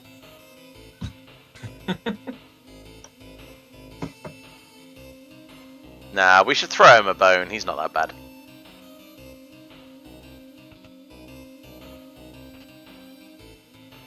Alright. Current up. He's heading back to the burning house. As Lanxion begins the climb. So that... Oh no, Jack's doing the opera house, the auction house. Oh boy. Ooh, interesting. Interesting choice. The Dirt Dragon and the Fanatics Tower gave me a Ragnarok sword, also. Tasty find if you can overcome the massive obstacle. Yeah, well, what is he at now? Wait until I get done with menuing here. At like 52 level for Locke right now. I would say, Agumike, if he's going for the auction house, he definitely doesn't have 11 Espers. But yes, Tritok was indeed a Magus Rod rather than an Esper.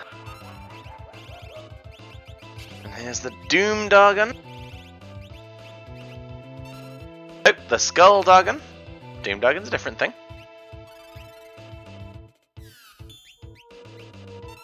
And with Locke double casting Ultima, I think it's fairly safe to say this dragon is doomed. There will be naught but a skull and bones left at the end.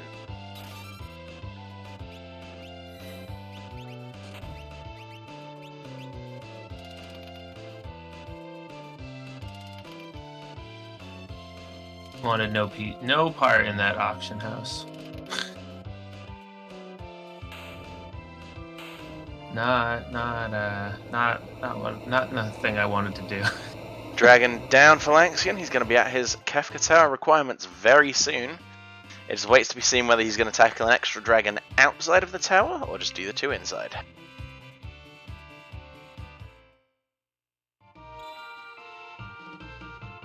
If I had to guess, I'd say he's going Opera House. I feel like the ability to go to it's easy to get in and fight, and you can give the experience to everybody. Though, in a split XP run, is that really the right choice? I guess it depends on what level you're at. And if you had one character who is behind, then it's probably more beneficial. Though I guess you could just leave some of those party members out and go fight it at the opera. It's just, you have a lot more control and management in the opera house, considering... Well, we have Jack, who decided to give up on the auction house and go to Tsen instead. Much happier that way. Let's see what his plan is now. Yeah, so they're both at their requirement to get in. Jack just carrying an extra Straight for it. Going straight for the tower.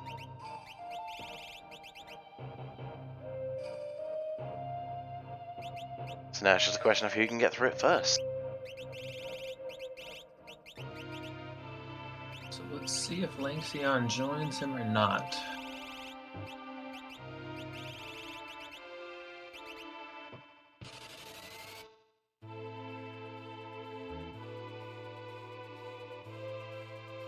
Then it becomes a little bit of who do you send, especially when you have to fight both dragons. But he's got enough attack power with Ultima that he should be okay.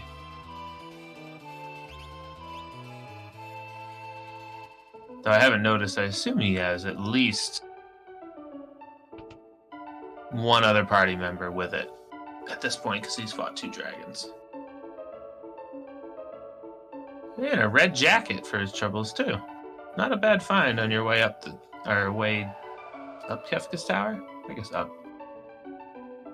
Up, down, through, you pick. Karant fighting his tentacles at the top of Fanatic's tower. Yep. So Lanxion did go for the Opera House. Quite an entertaining watch for the rich people of Jador.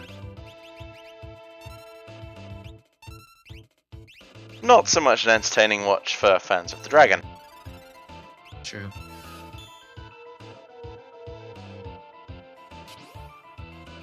But we could be seeing some very competitive times here from our two runners on the left.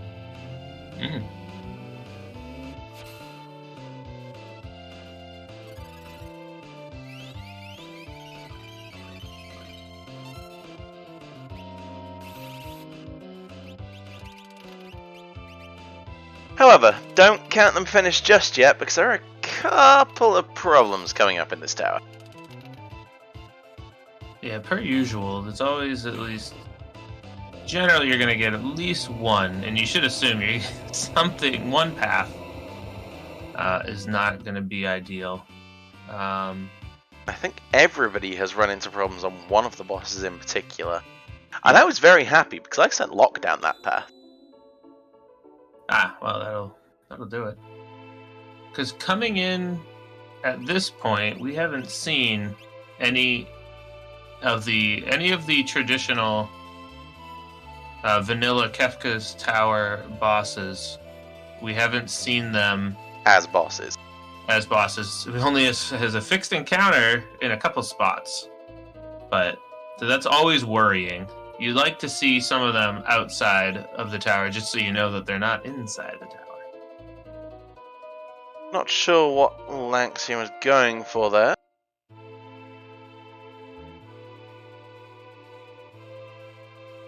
So he got his gold dragon at the opera, which was an offering as well. Oh, no, just kidding. So quick heal, quick save, in he goes.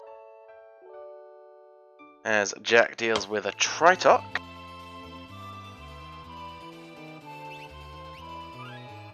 Possibly one of the my least favorite early bosses, just because of his high defense and only wanting to be hurt by fire. So Lanxian having some navigational difficulties, it seems. Gets there in the end, though.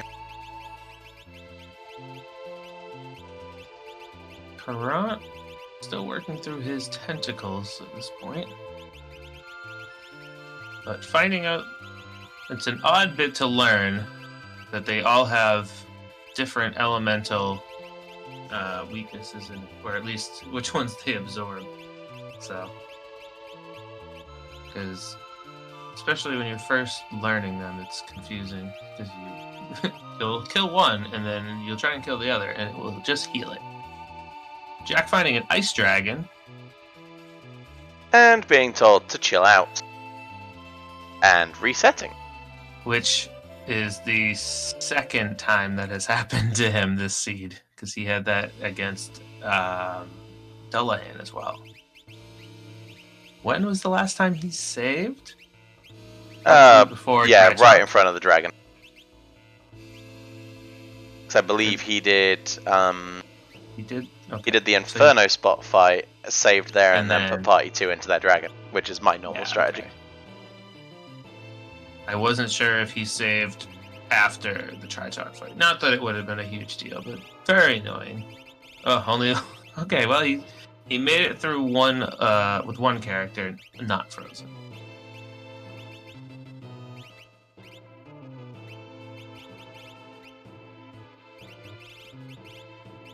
Lanxian doing a little bit of management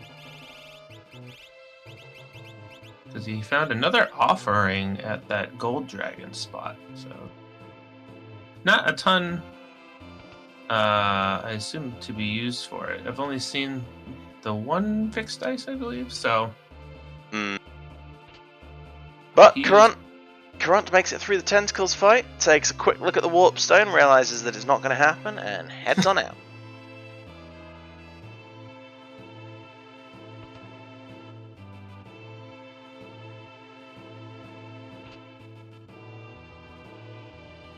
And Teller about to come face to face with his very own Tritok. As Jack resets again. He got frozen again. Not having a fun time with that dragon. So here's so this is the downside of doing all your fights in here. So if Lanxian doesn't want to do that fight, he can skip it and try the other dragon since he did the gold dragon.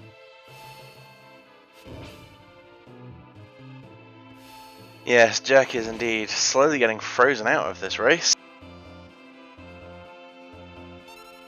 However, anything can happen. We know what's coming. You guys don't. These guys don't.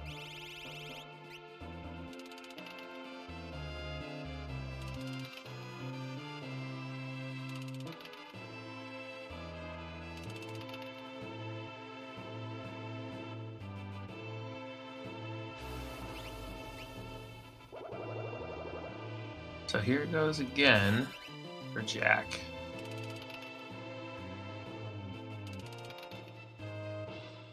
Good start. Nobody frozen so far. Sets are just straight up blocking it this time. As Tritok is dicing with death on the top left.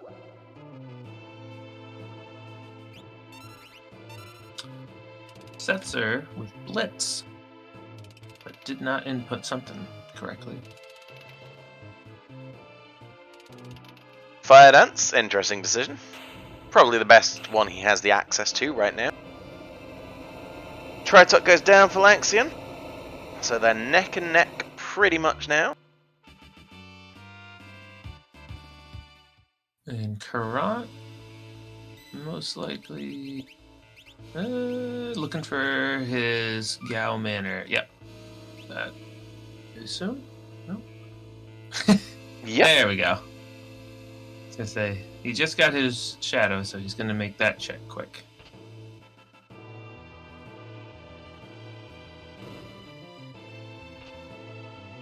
And Lanxian finding a pair of running shoes, which is useful because he needs to be going fast right now. Of course, he doesn't know how Jack is doing, and Jack doesn't know how Lanxian's doing, so let's see what happens. Scoping out that dragon, and it is the red dragon, who does nothing to Strago, which is what you like to see. Some very low rolls with the dice, though. That's unfortunate. Jack makes it through Icy Boy. So we're about to see another red dragon, I believe. He gets a cat hood.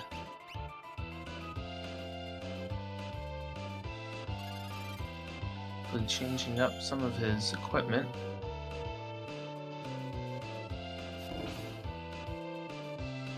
Meanwhile, Strago berserking himself. Of course. A little bit dangerous in a fire this, but when you can't take fire damage, you're probably pretty. That was a 10,000 damage hit. Very nice. Oh, jeez. And then a 111 hit just to make it worse. Good thing it was berserked. Add the extra in.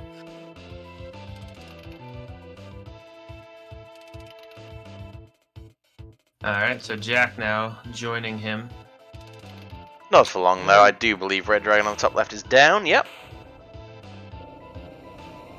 Meanwhile, Karant in the Cave in the Veld, trying to see if he can get Funbaba.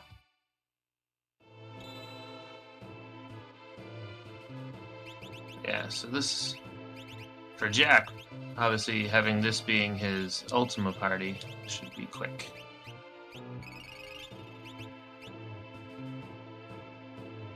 Yep, shouldn't be too much of an issue, this dragon, as long as he's on his way to the final boss rush.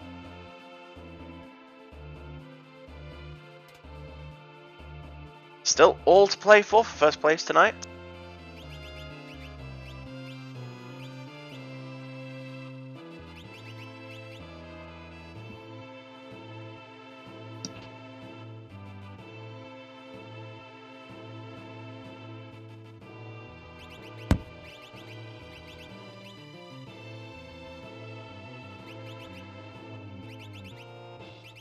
Still probably getting super annoyed at the red dragon, killing him with flare.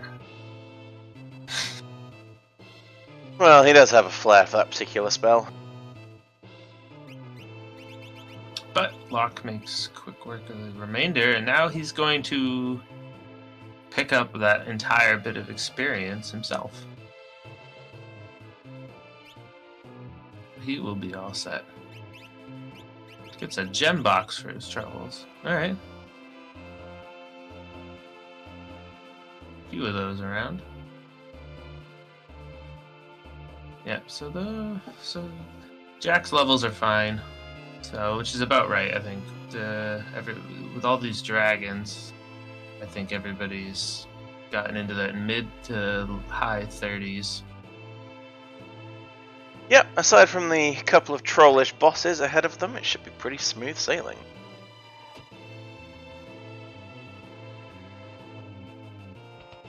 And there are, however, some real jerks ahead. Yeah, let's see. See how they go at this.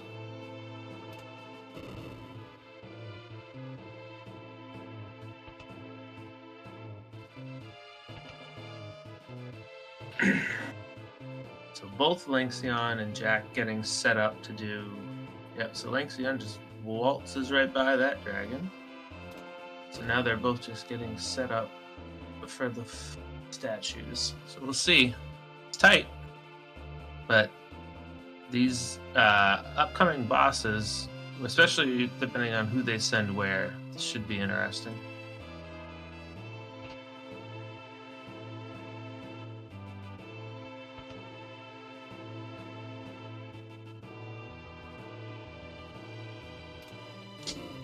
Meanwhile, Karan holding on against Fumbaba with not Strago anymore. So just Mog. Hopefully he can hold on here, but his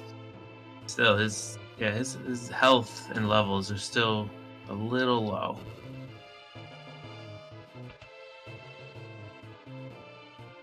So yes, tunnel armor in the Guardian spot, that's not going to be much of an issue at all.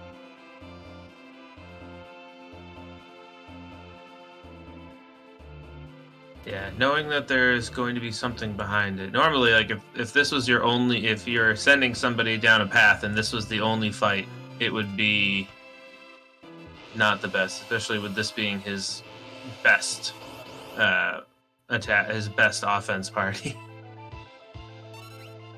And Lynxion hot on his heels. Them. Yeah. However, Jack is about to find the main wall in this particular run. However, Jack will have no problem getting through it. Lynxion, not so much. There he is. He wasn't happy what happened to his little brother.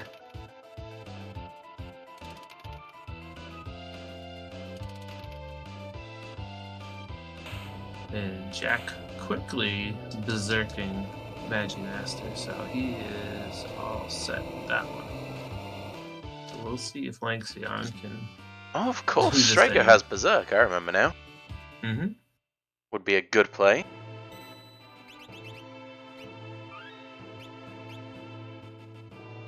But we'll see. He's made good use of Berserk already, so we'll see if he keeps it up.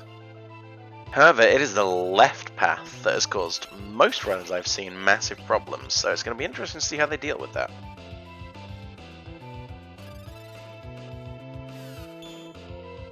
So, much the same, so he should be all set.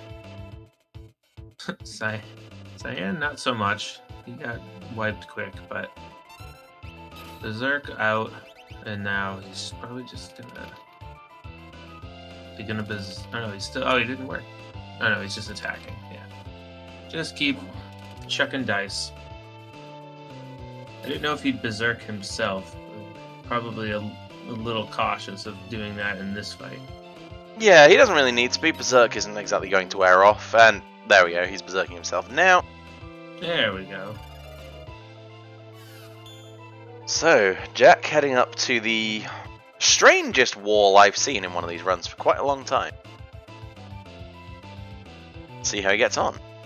So Karan exited out of that Fumbaba, was not able to make it through, so now he's taking his hand at the floating continent and hopefully can avoid that goddess. And it looks like Jack's going to have no issues. Gano's Ultima, away we go.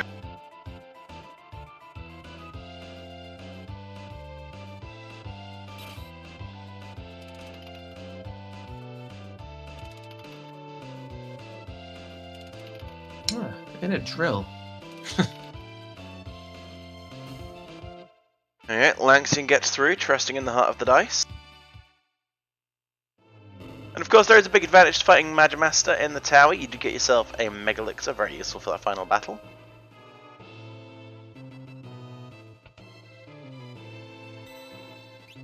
And Jack done with the Ifrit and Shiva fight.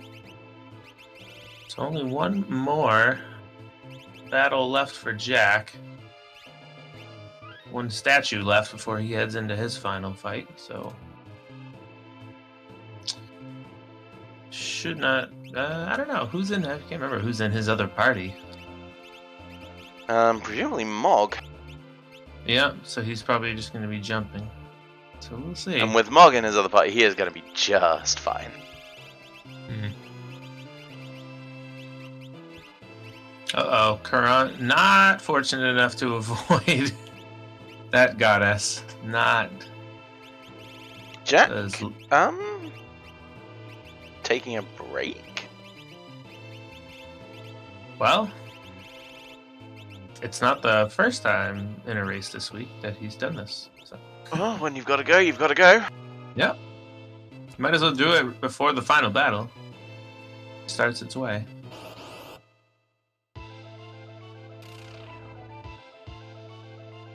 So here's Lanxian's Ifrit and Shiva fight. Block, Ultima, and game over, hopefully. Not Ice 2! Oh, best doggo is out. Nice, healthy chunk of damage as well for the goodest boy. Mm. Looks like Ice 2 might actually just do enough damage. Not quite to one round it, sadly. Almost.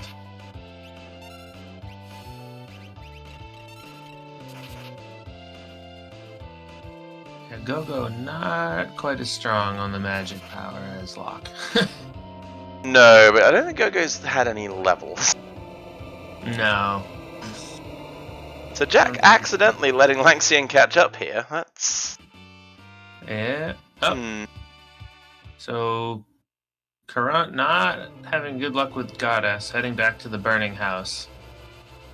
Those really levels... do feel bad for Karan, the way this run's going for him. Yeah, the levels are just not really... Yeah, those they're just catching up. And he's tried a bunch to get them up, and it's just... Yeah, it's not happening.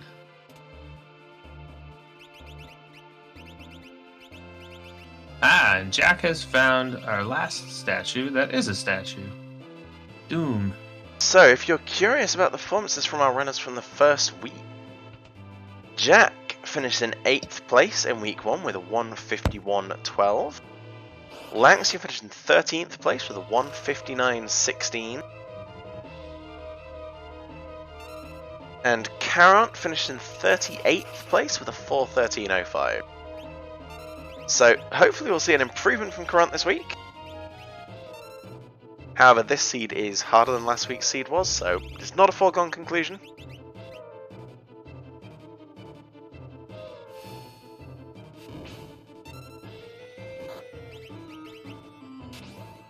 Fighting Doom. Ooh, Strago. Barely holding on. Ooh. Uh-oh.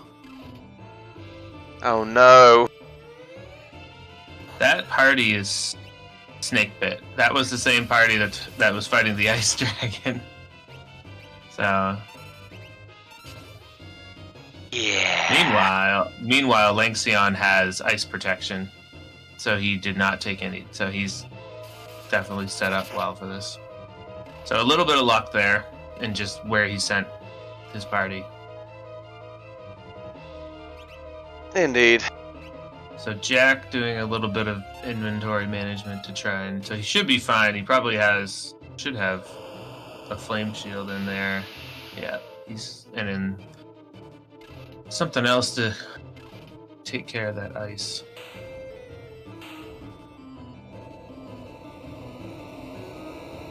Meanwhile, Scrub we haven't mentioned for a little while on the bottom right there, fighting Tritok. How were you feeling about your run at this point, Keith? Not good actually, I'll say that. At this point, I'm pretty sure Locke is like level 60. And he's pretty much the only thing I have going. So I was just hoping I could... So I sent him down this path. I'm like, alright, he can go fight here. He can go fight the middle two. And then I'm just hoping that the other two were not going to be bad. Because I did not have a lot of other choices. So Doom was not what I was hoping to see on the right side.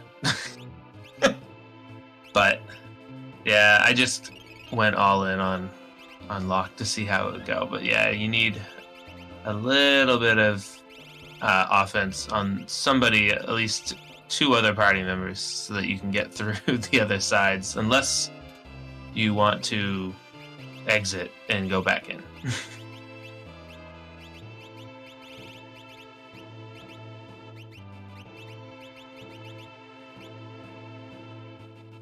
Karant, another ghost train in the burning house for him. So I'm pretty sure Karant has fought more ghost trains this season than any other one I've ever seen. So Lanxion getting his party set. So he's going to do a lot of, probably a fair bit of management as he heads into his final battle. Jack coming back to fight Doom, better prepared this time. So shouldn't be too bad. I assume he's got... Oh, I thought he was going to get frozen again. Setzer gets frozen, but Strago avoids. Okay, so now Karant dealing some good damage there from Strago with the Dragoon. So that's helpful to him. Got by his Phantom Train, so he's starting to make some more progress. That's good.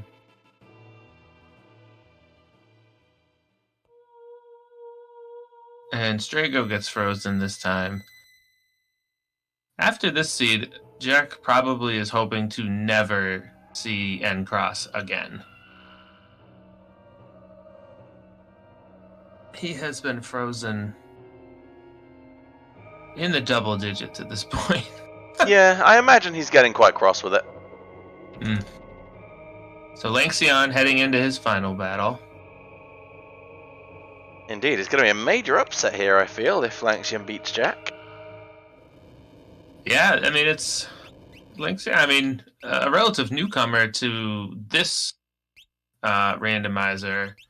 I've done I watched a good amount of the new streamers to see what people. So Lanxion and a couple others that have posted some good times, I think, from other communities that do other randomizer communities, and they picked this one up, and I've been hitting it hard. So it's good to see.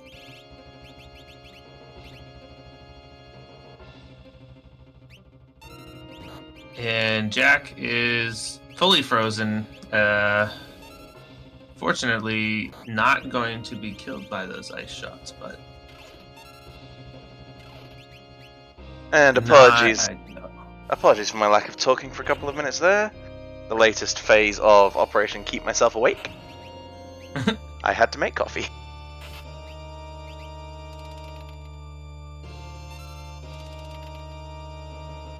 Alright, so Lanxion continuing his... At this point, he's pretty much set. He's got his fixed dice offering, he's got his ultimate X magic. He has a Dragoon in there. But he doesn't have the HP to eat a Quake, so... Ooh. Yeah. Wants to be a little careful here.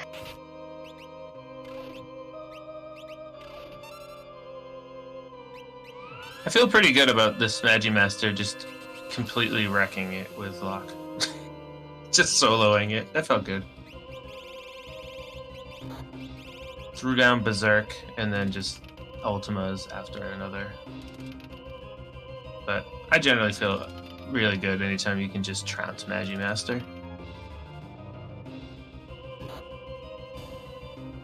Oh, that's not good. That sounded like... Oh no, it was okay. It was the head that died. So Lanxion's still doing okay for now. Oh no, Jack goes down again. Oh no! This is super unlucky. So You really hate to see it. is he going to try to get... He's got... he has everything he needs, but he is... That N-Cross, he is just getting frozen out. Is he looking for more equipment? Yeah. At this point, I don't think he wants to leave the tower and reorganize. I don't know if that would be where he's just going to take every bit of his equipment off and just go as full tilt as possible. But he just needs to let it go, because then the cold wouldn't bother him anyway. True.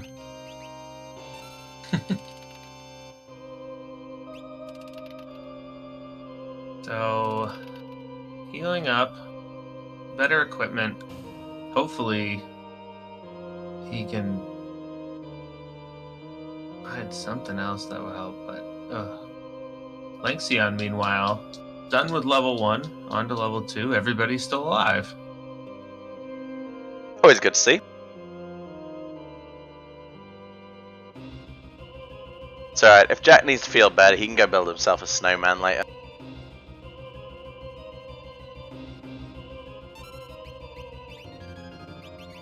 Alright, here we go again. Another attempt.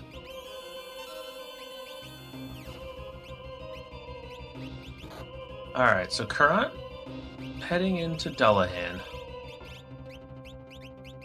Let's hope this... Not the... we'll see. I'm just curious. I don't know what kind of damage Dullahan's doing at this point.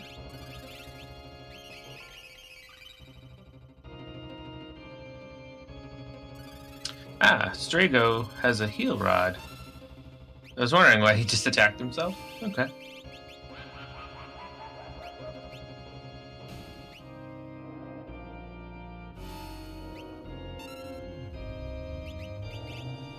Lanxion successfully using Doom on tools. Yep, so he took him down quick, and now he's just gonna keep popping out Ultimas. Oh, a lot of Doom going on.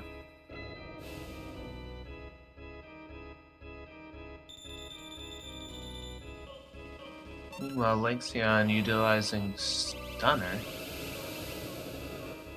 from his sword tech, doing fairly good damage to attack all three.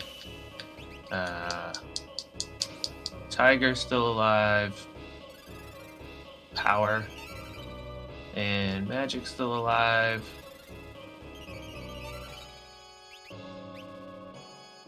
Cow double healing. Hey, sometimes you need it. Yeah, so I'm in a similar-ish boat to Jack at this point. He's got he's got better levels overall than I do. I don't really have a lot. I mean, I've got decent HP, but go. Yeah, so this is where if I had known that oh, no, that didn't help. Yeah, targeting. Yeah, I kept getting rocked by targeting. If I had known that he had Ultima, because I definitely did not, yeah, that probably would have helped a little, but Shadow didn't have anything going for him.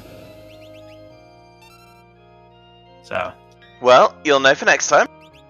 Oh, yeah. I mean, I will say, I mean, I've learned. Every time I end up on these, I always learn something new. Alright, Jack got by it, so good. And Kurant got past Dullahan. He's going to feel very good about that, and I believe he just got Ultima.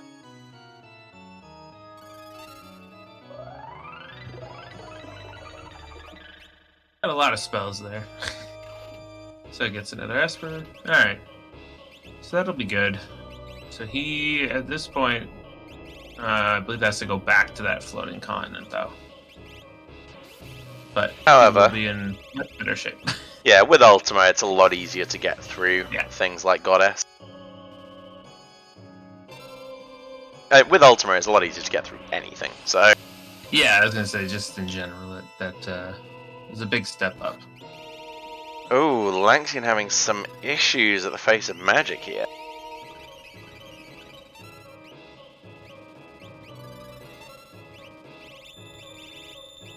Hit by a couple of nasty abilities after a quarter spell. That's not what you want to see.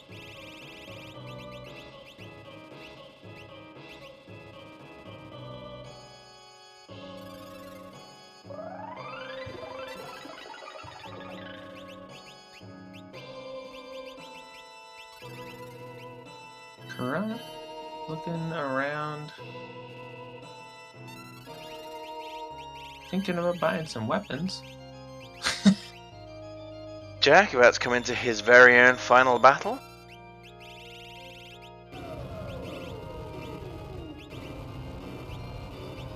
Lanxian really needs to take sleep out of this fight as soon as possible.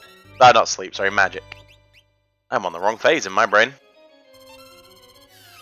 Yeah, the spells are catching up. Oh, he's trying to get ahead of that a little.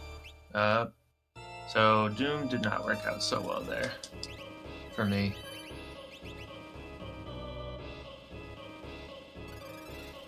And I'm done. I don't think I did try. Did I try this again? I don't believe. I think I'm done at this point. Which, you know, is a bit of a shame. Yeah, this is in my head. I have to. At this point, I knowing what I had in them, I did not want to exit. Yeah, there it goes. Yeah, I didn't want to exit the. I didn't want to exit the tower, reorganize, reshift, go back in. Plus, I did not know what was on the other. Actually, wouldn't have been bad, but I did not know. So after I had a rough start, so I knew it was a couple more things, and I was probably gonna be. I might have been out. But I hope you enjoyed having a fourth run to watch instead of just empty space tonight. Let us know so that we know whether to do it again or not. Meanwhile, Lanxian taking down the Blue Boy Power. And apparently everything else in Tier 2. So, into Tier 3, heal up, and away he goes. So we'll see what the opening attack is here.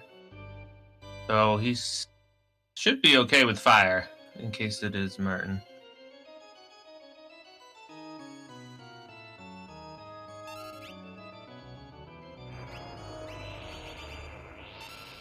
And meanwhile, Jack shouldn't take too much longer here with his short arm and a lot of Ultima.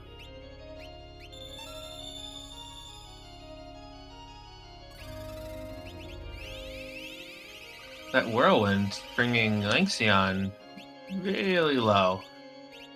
So using his Mega Elixir now. Not a bad shout. I found myself doing that on occasion, especially if you have Cure 3 and you know you can use that to escape Fallen 1.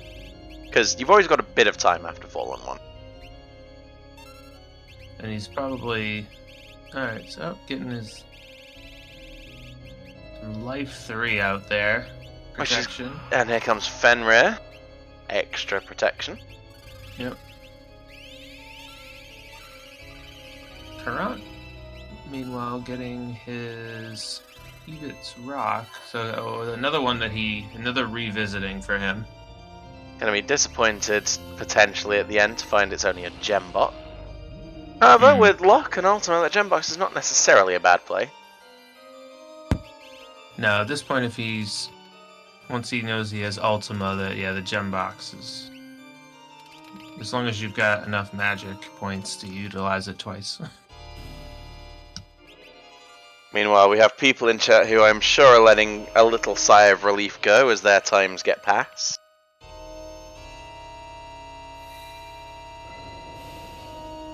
Yeah, it's a fun, when you've already done it, watching the clock tick down and trying to estimate how long you think they have left. Indeed. I was a little concerned for my time when they came into Kefka's tower. However, they don't know it yet, but everybody in here should. They have currently surpassed my time, so I'm quite happy right now. Still not a good time, but it will get beaten a lot. Just not tonight.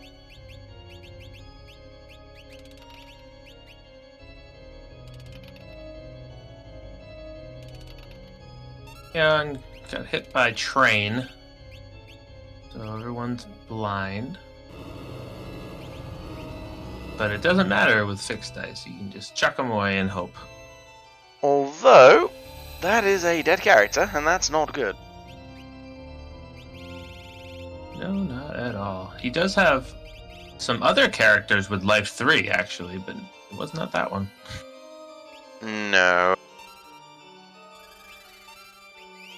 It doesn't seem like Gao has been he hasn't been utilizing Gao as a real strong character, but we'll see.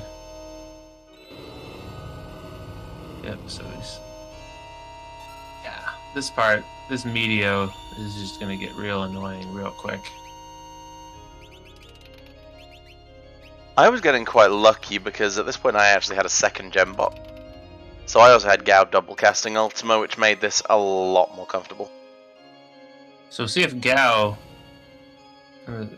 is he the target of? Oh, he blocked it anyways. He does not have his protection, but he can just block it straight up. So Lanxian should be home free now. Yeah, it should just be a lot of Ultima.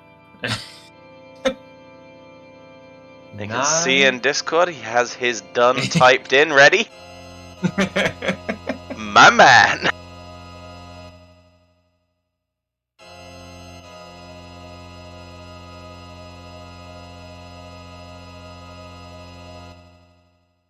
Jack on level 2. I'm not sure who's up and who's down. And Karant coming back for Senior Behemoth.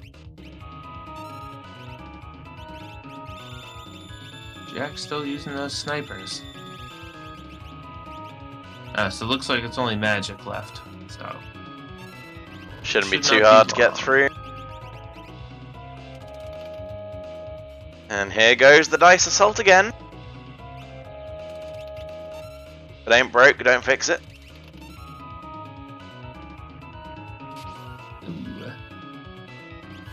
2 good and 1 okay, 1 good, 2 bad. So.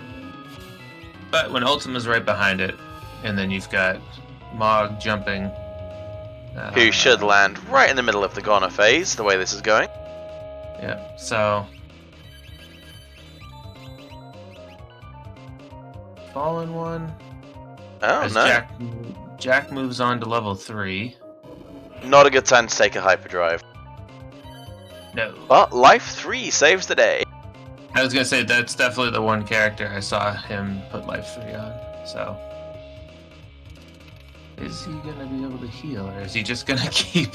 If he takes an Ultima now, he's in a lot of trouble.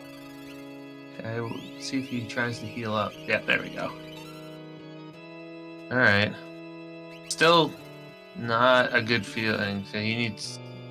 Oh. And there's Goner, so he should be through this any second now.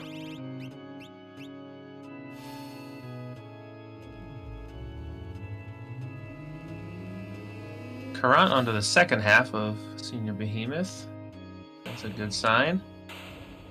And Jack should be taking out Girl after this Ultima. While Lanxian absorbs a Goner. Oh. And has finished. It is a big GG for Lanxian for tonight. Very good.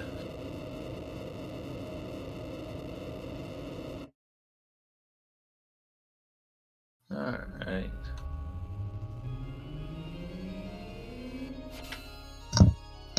Alright, then there were 2, but soon it will be 1.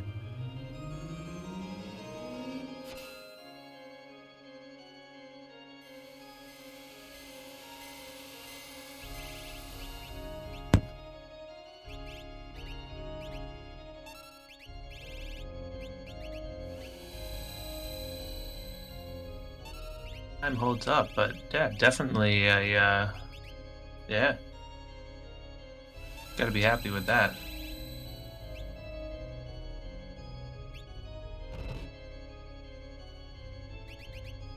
So we will have Lanxian in just a couple of moments. He is heeding the call of nature, so to speak. I think he deserves a bit of a break after that run, don't you? Yeah, that was I would say the same with Jack, but he Ooh. Oh no. Oh, that's really bad. Jack losing both of his major damage dealers to calmness. Oh wow, this is about to get sucky. Yeah, that's rough. But the way this season's been going for Jack, this is just about par for the course. He has the game knowledge to get through this, but it's a question of whether he has the levels and the health.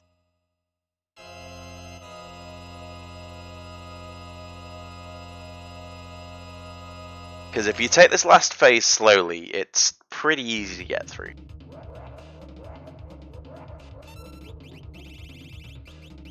However, as Jack faces the prospect of the final form of Kefka, we have Lanxian with us. GG's on a fantastic run tonight. First place on the stream. Oh, awesome. Thank you so much. I appreciate it. How did you find tonight's run? I thought it was, I don't know, just the way I played it was very linear. And I thought it was good. I had some pretty forgiving stuff early on. I didn't run into any crazy bosses, and I got very, very lucky outside of Narsh that my random battle was a easy boss that gave me a ton of levels that allowed me to snowball pretty early, so it was pretty cool. Don't worry, it was very linear. It's not just you. Okay, I was trying to figure it out. It felt like I would like to see someone sub to it or do better. I know I spent a lot of time on menuing and things that I could have spent, but I was just trying to make sure my items and stuff were set up because I ended up finding a very complicated amount of items and pieces that go together that couldn't go on certain people, so I spent a bunch of time trying to figure out the best composition for it. Well, it's funny you should say you want to see if somebody sub to it. When you submit your time and check the pinned messages, you might find some. Oh, awesome. I can't wait to go back and see how they did it. That would be awesome. So what were your highlights and lowlights from the run tonight? I think that I think just getting lost having to do all those weird bad checks constantly was pretty awful. Early on was difficult trying to find a good way to optimize bosses, but then I think the best part was kind of finding, once I found the offering, lucking into the one monster in a box check I found was the offering that allowed me to super snowball for the rest of the run, and what Strego was a monster for the rest of the run. I didn't have to do anything else, so it was very cool. And what about that lock with the natural magic ultima? I don't know how that happened. He was he did pretty okay. I think that the better part was finding the Esper that also had ultima that allowed me to kind of diversify, but and the early gem box as well. So it's the seed was very much more forgiving than any of the practice seeds I did. I had a lot more power in this one than I had previously, so that's good. Well, it was a very good run to watch. Keith, anything from you? No, I mean it's. I don't think you're going to learn too much with some of the others. A few points here and there, but I mean, yeah, the linearness of it. I think you already knew what happened to my run, so that was the fourth VOD there. But yeah, it just there was.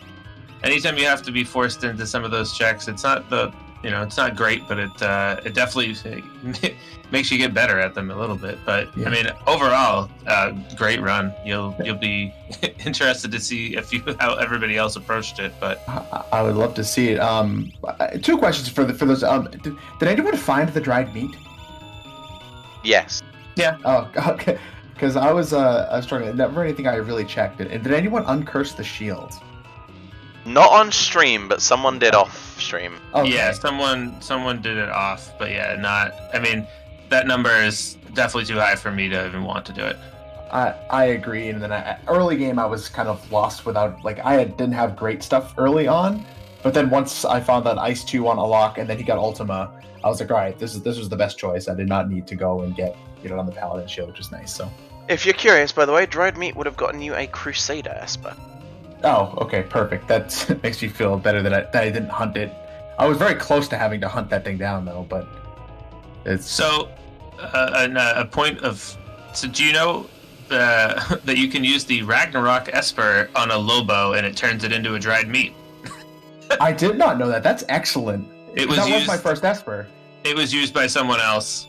Oh, in a awesome. seed, so yeah, that's something to know. If you are in a pinch, that does work.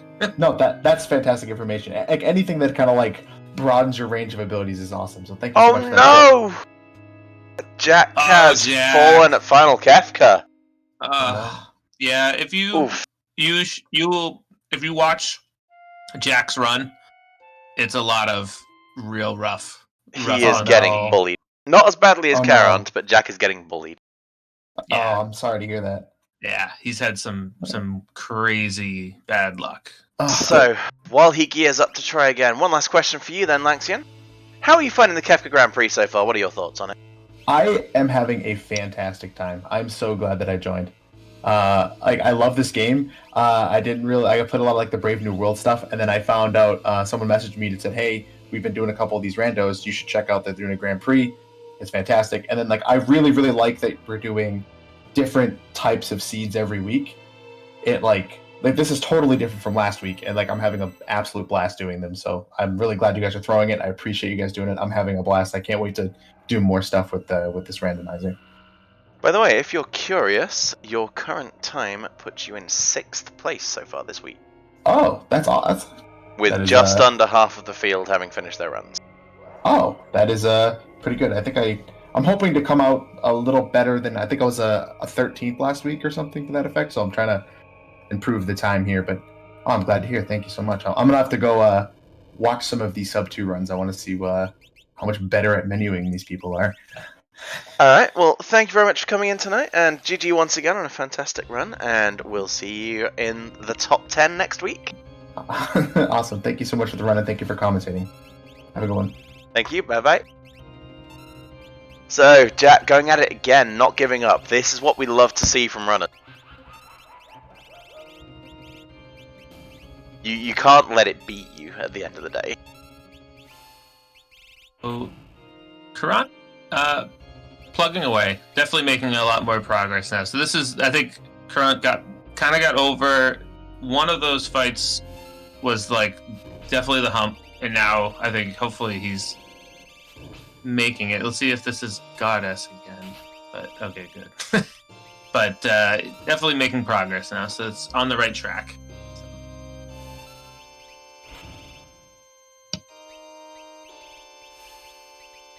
On the right track, but he's not fighting a Doom Gaze. Ghost Train. I think he's already fought 6 of them, so that's... It's 2:25 AM. I think I've forgotten how to speak English, everybody. I missed last week when the time difference was only 4 hours. So, Jack plugging away again with the Ultima Strats, trying to take out that last arm. As the birds just keep on flying at Charon. I'm sure he's going to do fine this time, though.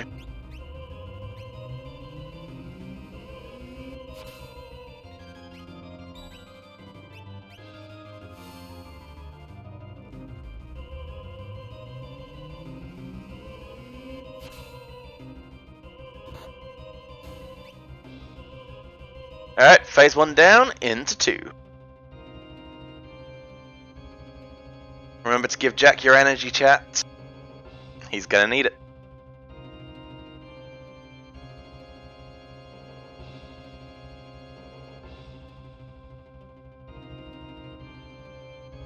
So it looks like Carrot doing some final preps before the first of the actual bosses for the floating continent.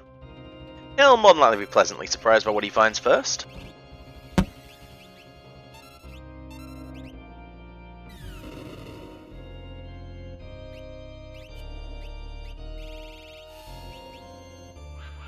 And what he finds first is buffering. More of that. He's gotten that a couple times too. I swear it's not my internet.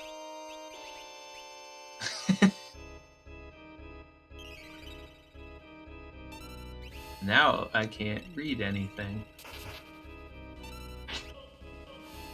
More. Oh, there we go. He's back. He's back and he's still going on number 24. And the resolution is stabilized as well. Fantastic. There we go. At this point, number 24, a very welcome sight for him. Number 24, incidentally, the number of frames per minute Current was just getting. And Jack has a confused Drago icing his entire team. Yeah, that's not not an ideal turn of events.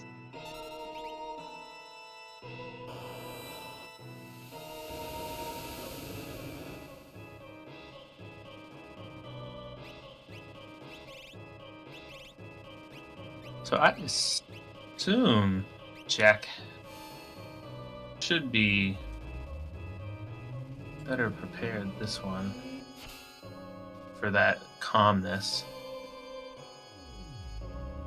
He has Fenrir. So I'm not sure what happened there, but hopefully better this time. Strago would ever get his act together and stop dancing around.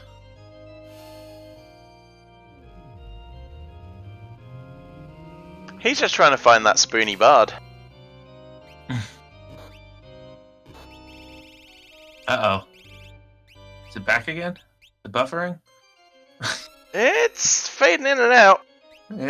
But he made it through the fight. Which is what matters. Ah, there we go. Alright, and we're on to the next one. It's a Chatternut.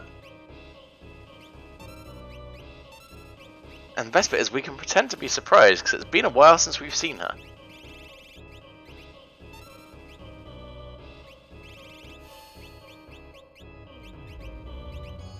Karan here is looking set to shave quite a bit off his time from last week, which is great, especially as we've said, he's a newer runner.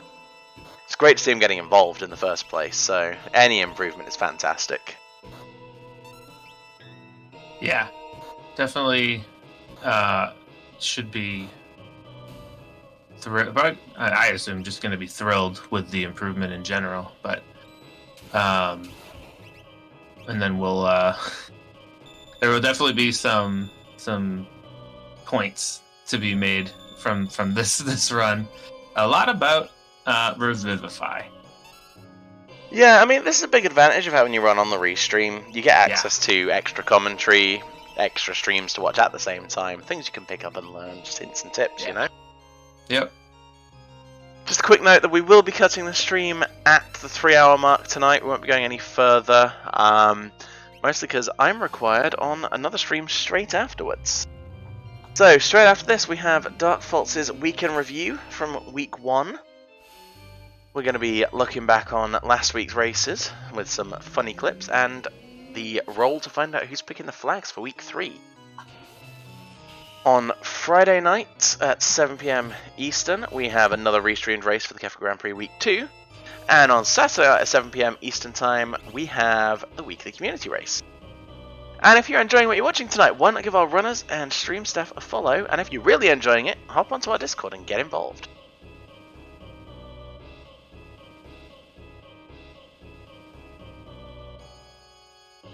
Alright, so Jack moving on to level 3. So hopefully this goes much better than the last one.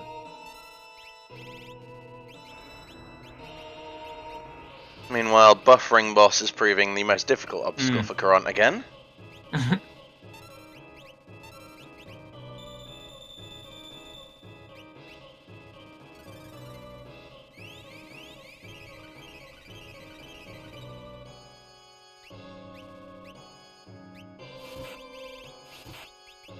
Trying to work out, does Jag not have Fenrir?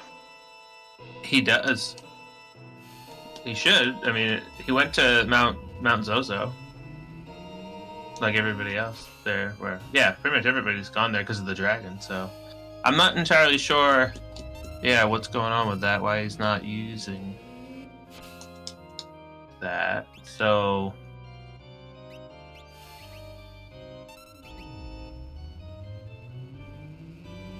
I usually wait until after Girl is gone to use it, at least. But at this point, you think he would have.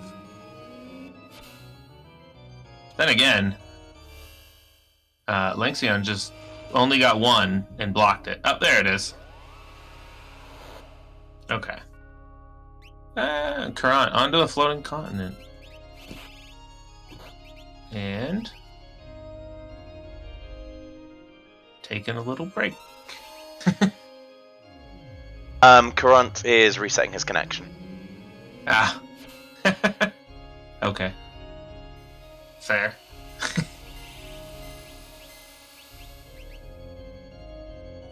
So now comes the choo-choo train for Jack. In between Ultima casts. Yep, So now that his counter second rate is cast- high. Yeah, and it stinks too, because obviously, so he goes for his second attempt and then can't do it.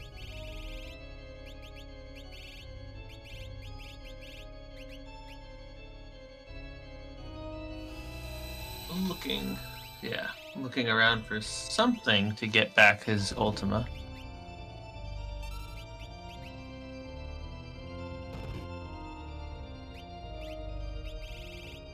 Meanwhile, if you're looking for another game to check out, why not check out Marvel Spider-Man? Game of the Year edition. I know, right? Someone's got the cash. It's actually a very good game, Loki. I have heard that. I don't have PlayStation, but a friend of mine played it thoroughly and was very, very happy. So, Jack makes it through Phase 3 this time with everybody intact. We will get current stream back just as soon as it comes back up. So this should go much better this time, having his full first party intact. Yes, indeed.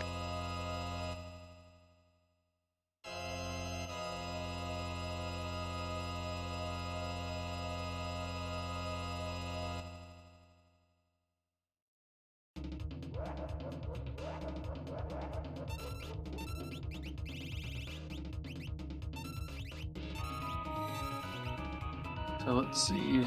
The ultimate party starts. Yep, Strago morphing. And Ultima.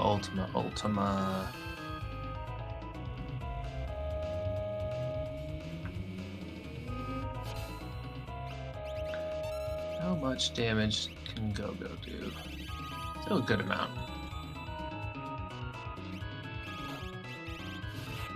Yep, it's better than nothing, and out comes the Mega Elixir to heal a fallen one.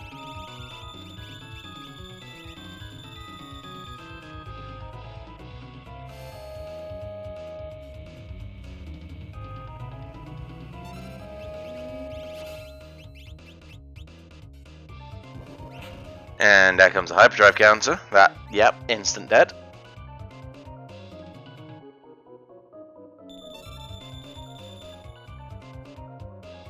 Yeah, Locke not having a great time with these counters.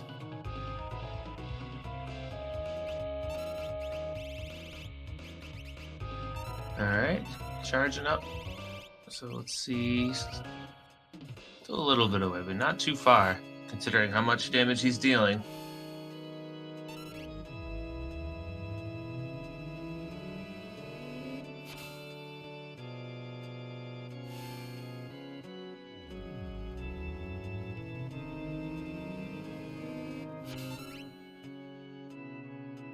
More and more Ultima.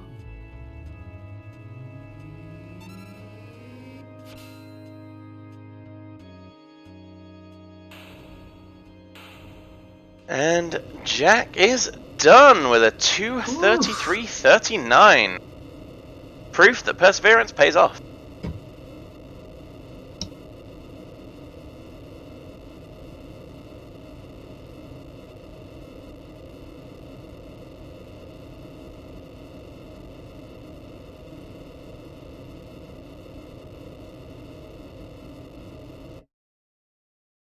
So, we're going to hang around for a couple of minutes to see if Current can get his connection back up.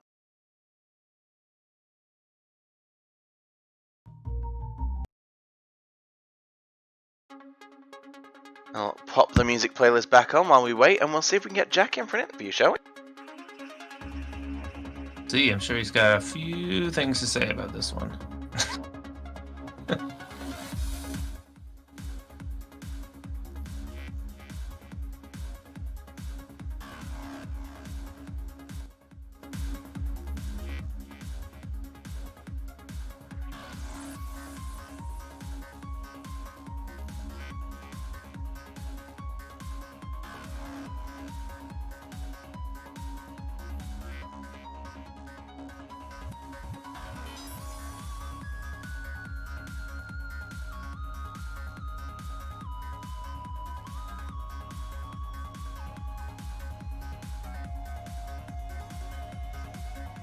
So Jack's currently not responding. Not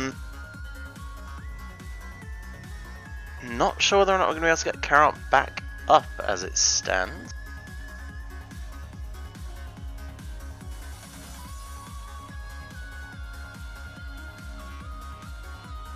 But we're going to keep holding on and keep hoping.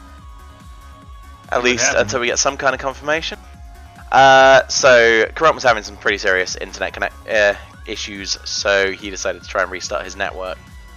But he's not come back yet, and that was a good 5 minutes ago now.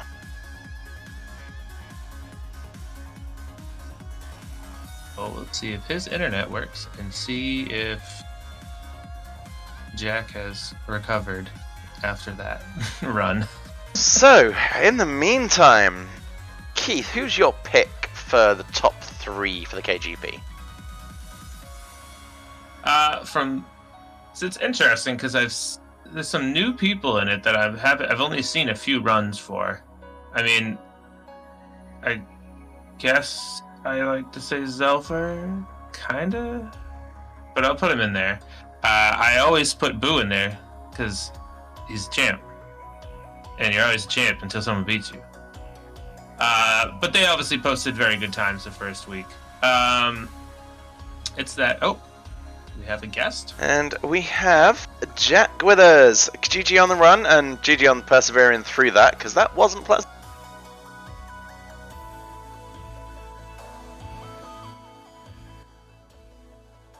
And he isn't talking. Did Mr. Jack Leaf push talk on by mistake?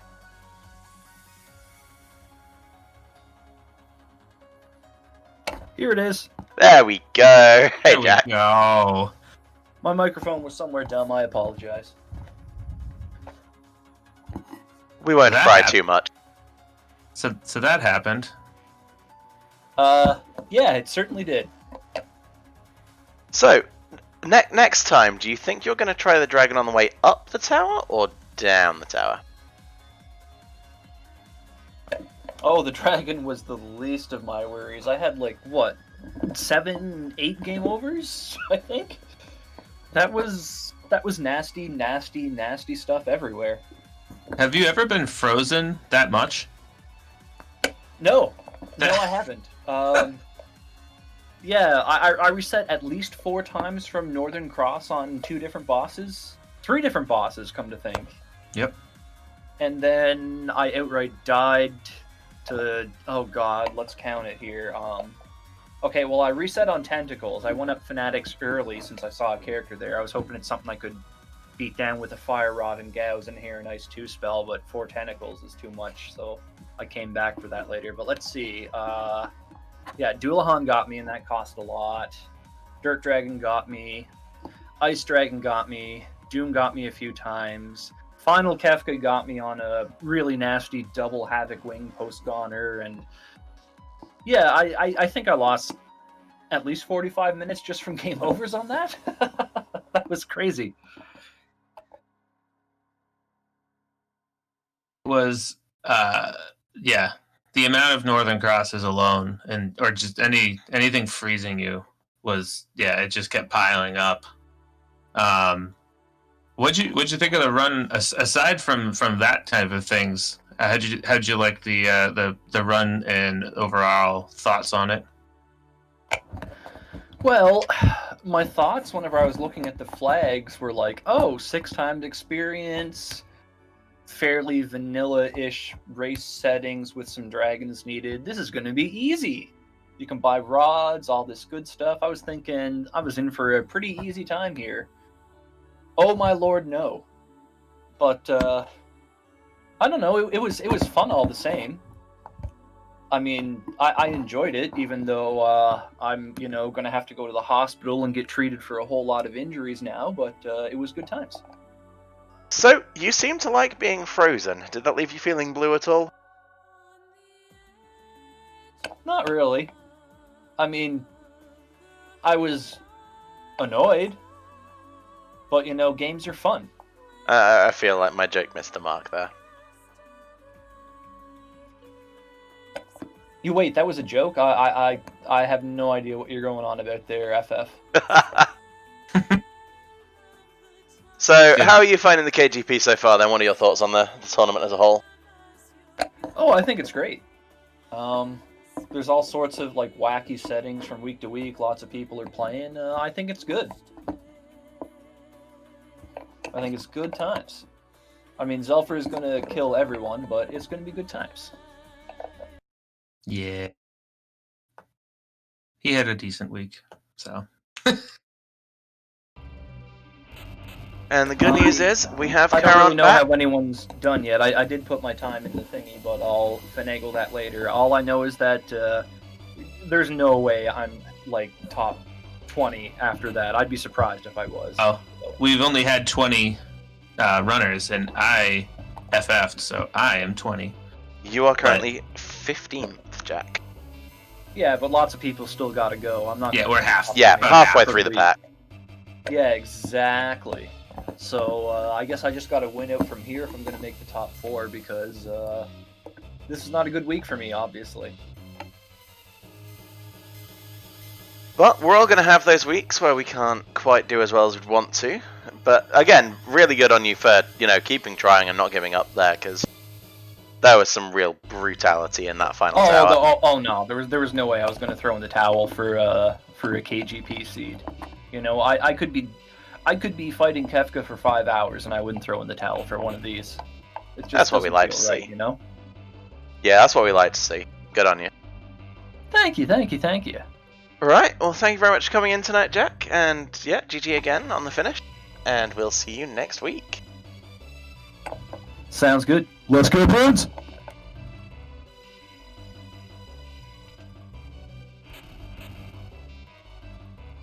Alright, so yes, we have Karon back. Technical difficulties resolved. Right. Hopefully you guys can see him as well and it's not just me. Yeah. He's up there. Making his way through the floating continent. So I'll be sticking with him for another 10 to 15 minutes or so before we end up cutting our stream. So let's give him all of the energy we can, folks, to get through this, because he's so close. He's going to need one more Esper after he finishes the floating continent, and then just his dragons, and the final boss is... So I will say, before he heads into this Welk fight, I'm pretty sure he should be able to handle. I will say, I finished on 2 people, and I will give you a third name after my first week of watching runners. So one of the newer runners, and I've watched him do some other practice seeds. He streams a good amount. He does some other randomizers. Is Locke, aptly named because he likes the game. He had a real strong first week out the gate. He was 4th, so he is one of my new picks. You know, there's a lot more veteran runners out there, but definitely a new name that has been that did real well. So.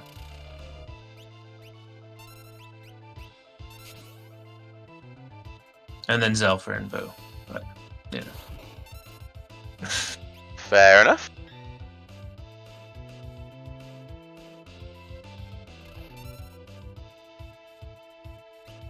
So yeah, we have Karon here dealing with his very own snail. And once he's done, he can escargot on to the last boss of the floating continent. True. Please. That's not the worst you've heard me say, and we both know it. No. Oh, not. Yeah.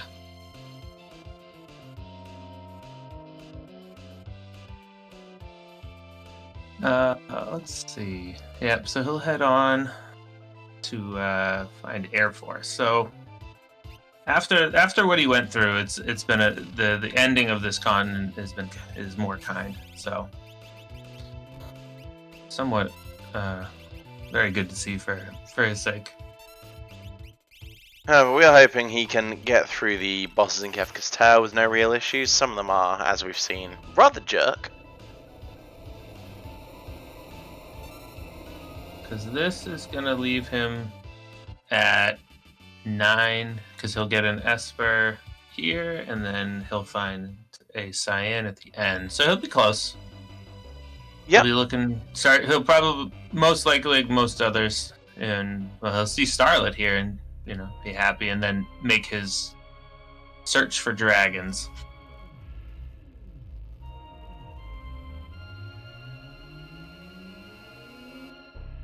I'm not sure what his actual running time is currently. I have to check the actual channel, but not too bad off. It's probably. Let's see here. Yeah, how much time did that little? He was down for 9 minutes, so take 9 minutes off the timer. That's not bad.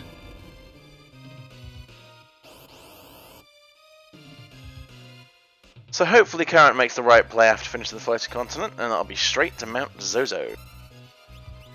Bash the dragon's head in, grab that Fenrir, hit up the Opera House, and away he goes.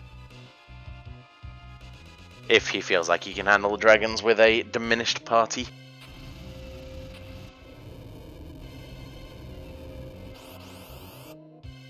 Did he go? Did he hit Tritarch, right? Yeah, so he's already been up there, so he's probably not going to go up to Narsh to see that. He's already been, so... Unless he felt like climbing that tower, which not many people do. So, as we've alluded to over the course of last week and tonight, the flags for each week of the Kefka Grand Prix are picked by one of the runners. Aside from the first week, they were picked by Atmatek, the creator of Worlds Collide. This week's flags were picked by Alraidris, one of our runners. And then next week's flags will be picked by someone who finished in the bottom half of the standings last week. So, what sort of flags would you like to see next week, Keith? I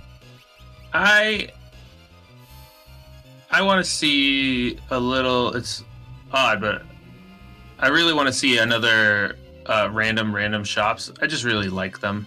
So random items, completely random, and the prices are random, and it's kind of like when you don't know it. And I think a lot of racers, especially the newer ones, will do a good amount of practicing on that type of things. Maybe I'd probably stick to regular type scaling, the 2x. Something. I don't want to make it. I don't want to see anything like too crazy difficult. And I'd kind of like to see just random abilities, not random uniques, just random. Just more random. Okay. Well, if you come along to the community race this weekend, you might see a lot of random. So I know I'm in the pool. I should be in the pool of racers that are up. So I could win and pick the flag set. So we will see. I'll be waiting. But there should be. There's a good mix of names in that pool, new and a few old veterans at this point. So we'll see. But we have more flags than ever, so it's interesting to see. You can get real intricate with those flags and which ones you want to pump in. Oh, Karant tried to get the Doma, finding Setzer and going, I don't need that. Does he? I believe he has. That's his 8th now, but yeah, lots of flags. I don't know. Maybe a couple. Maybe make it a little bit more heavy on the requirements. For we've kind of stuck with that 7-10. A couple dragons here and there, maybe. Because when we bump it up a little, it does get your levels up higher, which makes the ending not the worst. It's more about the beginning and the middle, So I wouldn't mind seeing a couple more. And speaking of a lot of flags, we do have some new flags that came in just this weekend. Have you had a chance to play with any of them there? And what are your thoughts? I watched them be used. So the tiered random tiered shops, random tiered chests. Definitely makes it a little harder. It's kind of balances.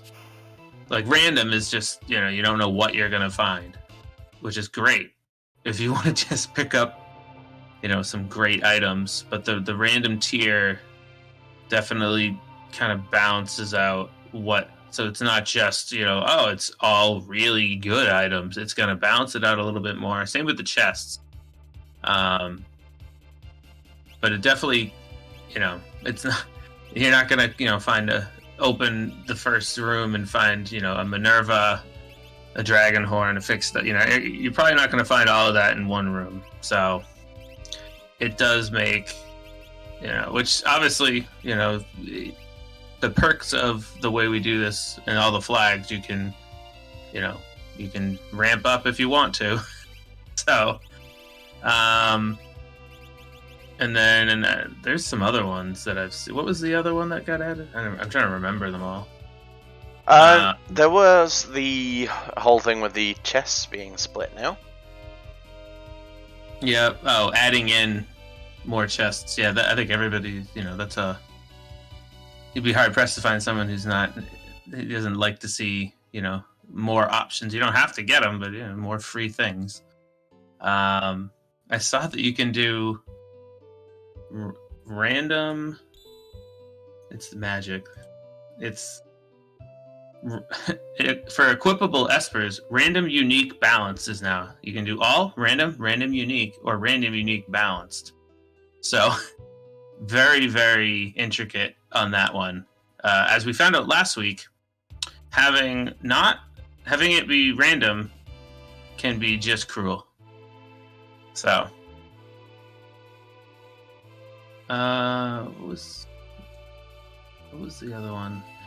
That normalize and distort stat flag on bosses, which makes the lower tiered bosses have a little bit more of a chance, and just kind of has a little bit more. It's a random distortion, which says a lot of things, but that obviously can vary from seed to seed. So this is interesting. Needing one Esper rather than going to Mount Zozo, Karan's taking Cyan's Dream. Ooh. That's another play. Yeah, especially I don't know if you've used your psychic abilities to see what the first boss is here. Oh, I just did. Oh no. I did too. It's an Esper. Yeah, he's gonna get the Esper he needs, but at what cost? Yeah, somebody did this. I read in the chats. Somebody did do this and was not quite happy. Yeah, this is not going to be a fun fight for him. And that's why. Yeah, when we talked about how everybody was happy that they didn't find the statues outside, well, Karan has. Also, he has the cursed shield on with no ribbon. Yeah, it's not, bad to... it's kind of late to be trying to undo it, but especially because he has the natural Ultima unlock, and he found Starlit. This is a very strange call, if you ask me. Yeah, not a usual one. Little learning experience here. I mean, I'm sure he has a plan in his head, and I would love to hear it. Because it would be interesting just to know what prompted that decision. Yeah, I'm kind of in the same boat. I'm like, I kind of want to know. Well, this might be it. Yeah, that's gonna be it's gonna be a wipe. Yeah, it's gonna be a wipe, and then we're up against it, aren't we? Close to it. I'm just curious where. That's an interesting thought. Cambo in the chat suggesting that he might be trying to get Cleave. He does have access to Doom, True. so I'm not sure he really needs the sword techs as such. And there's a reset. As predicted. That's not a fight you want to take. Yeah, I could see getting cleave, but it is going to add some time. Obviously, you don't know what you're going to get in there, but yeah, you have to get through 2 fights. And considering hasn't seen any of those statues, that's always a possibility, and the other one could be another one of so. And now Daryl's tomb. Okay. Not going to be the Asper he's looking for, unfortunately. And also, not exciting of a fight. No, not ideal. Better than Poltergeist, definitely. Definitely better. Yeah. Unfortunately, making all of the... I mean, he doesn't know they're the wrong calls, so, we can't judge for that. But he's definitely making all of the wrong calls right now. To those of us who know what's coming. Since the first week didn't have dragons as a requirement, once you do have them, I mean, that has to be a thought in your head to go do something, and then, if you can get a check done at the same time, that's generally why that Mount Zozo is great, because you're going to get your dragon done and possibly find, an Esper, since we just know, obviously, having seen and having run it, we know it's there. Yes. I will say, if you're choosing the 2, Daryl's Tomb over the Dream, obviously, because it's 1. It does a little bit of walking, but it's going to be 1, Whereas that Dream, 2 fights and a lot of running around.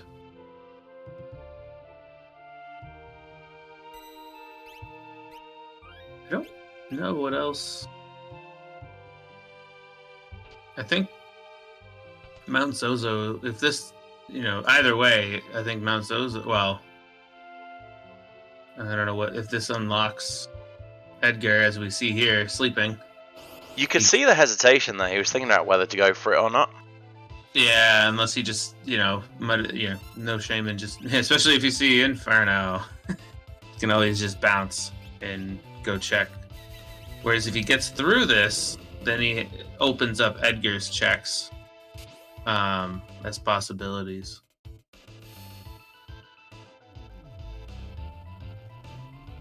Which, well, that would give him, he would get his Esper, but he still needs to do dragons, so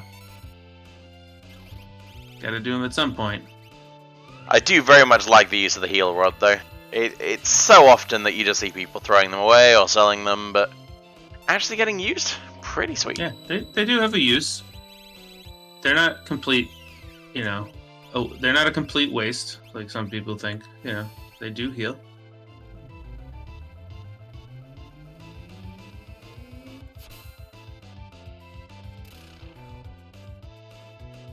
Well, that's the arm down, so no more Delta hits for a while. Yeah, what else comes out when that arm goes down? I do Meteor. Not. Well, Meteor, yeah. That's what I meant. As I say, he starts. I think that's when Meteor starts hitting, which is another thing. There we go. More Ultima. Yeah, if I have the choice for a flag set, you won't see Ultima. I prefer Seeds without it. Ultima does tend to make things a little bit too easy, in my opinion.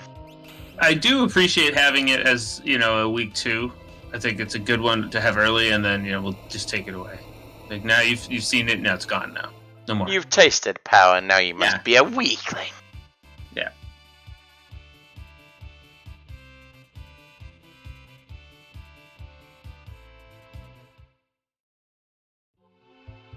So we're going to keep going until we get the call that the Week in Review show is starting.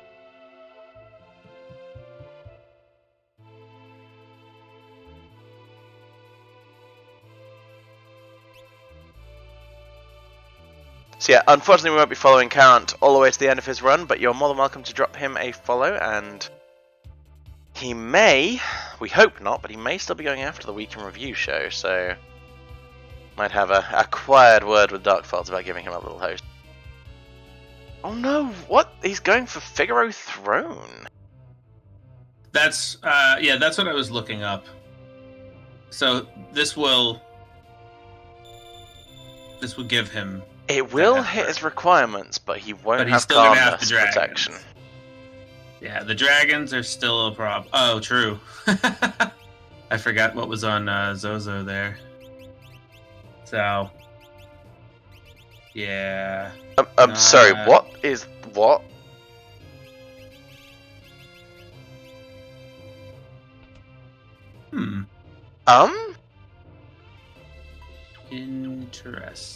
Interessante. Okay. As for the thoughts behind this one, answers on a postcard, please.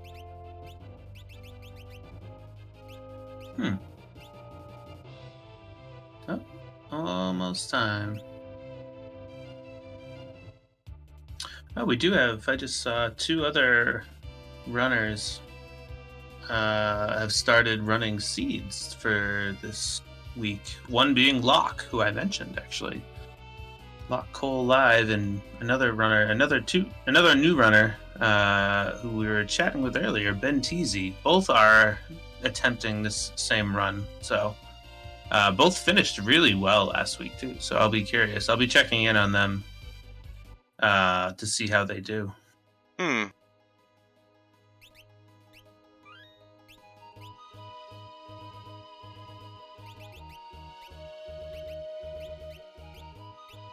Anyway, folks, that is where we're going to be cutting off the stream for this week. We're going to be leaving Carrot to finish his run offline, I'm afraid. However, best of luck to him with the rest of his run. We're going to be going and dropping a host on Dark Faults, where the week in review will be, and hopefully he will lead you back to Carrot at the end of that, if he's still running. However, from us for today, that is all. We'll be back on Friday with another restream for the Kefka Grand Prix. And so we will see you over there. Just thank you very much for watching, everybody.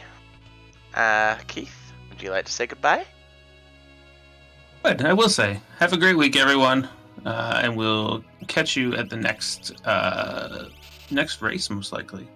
Goodbye. Hang on, actually, I can't host him yet because he's not gone live. That's awkward. So somebody tell Dark Faults to get a grip.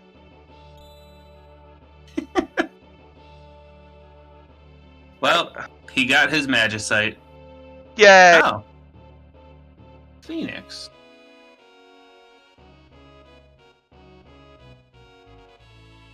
Huh.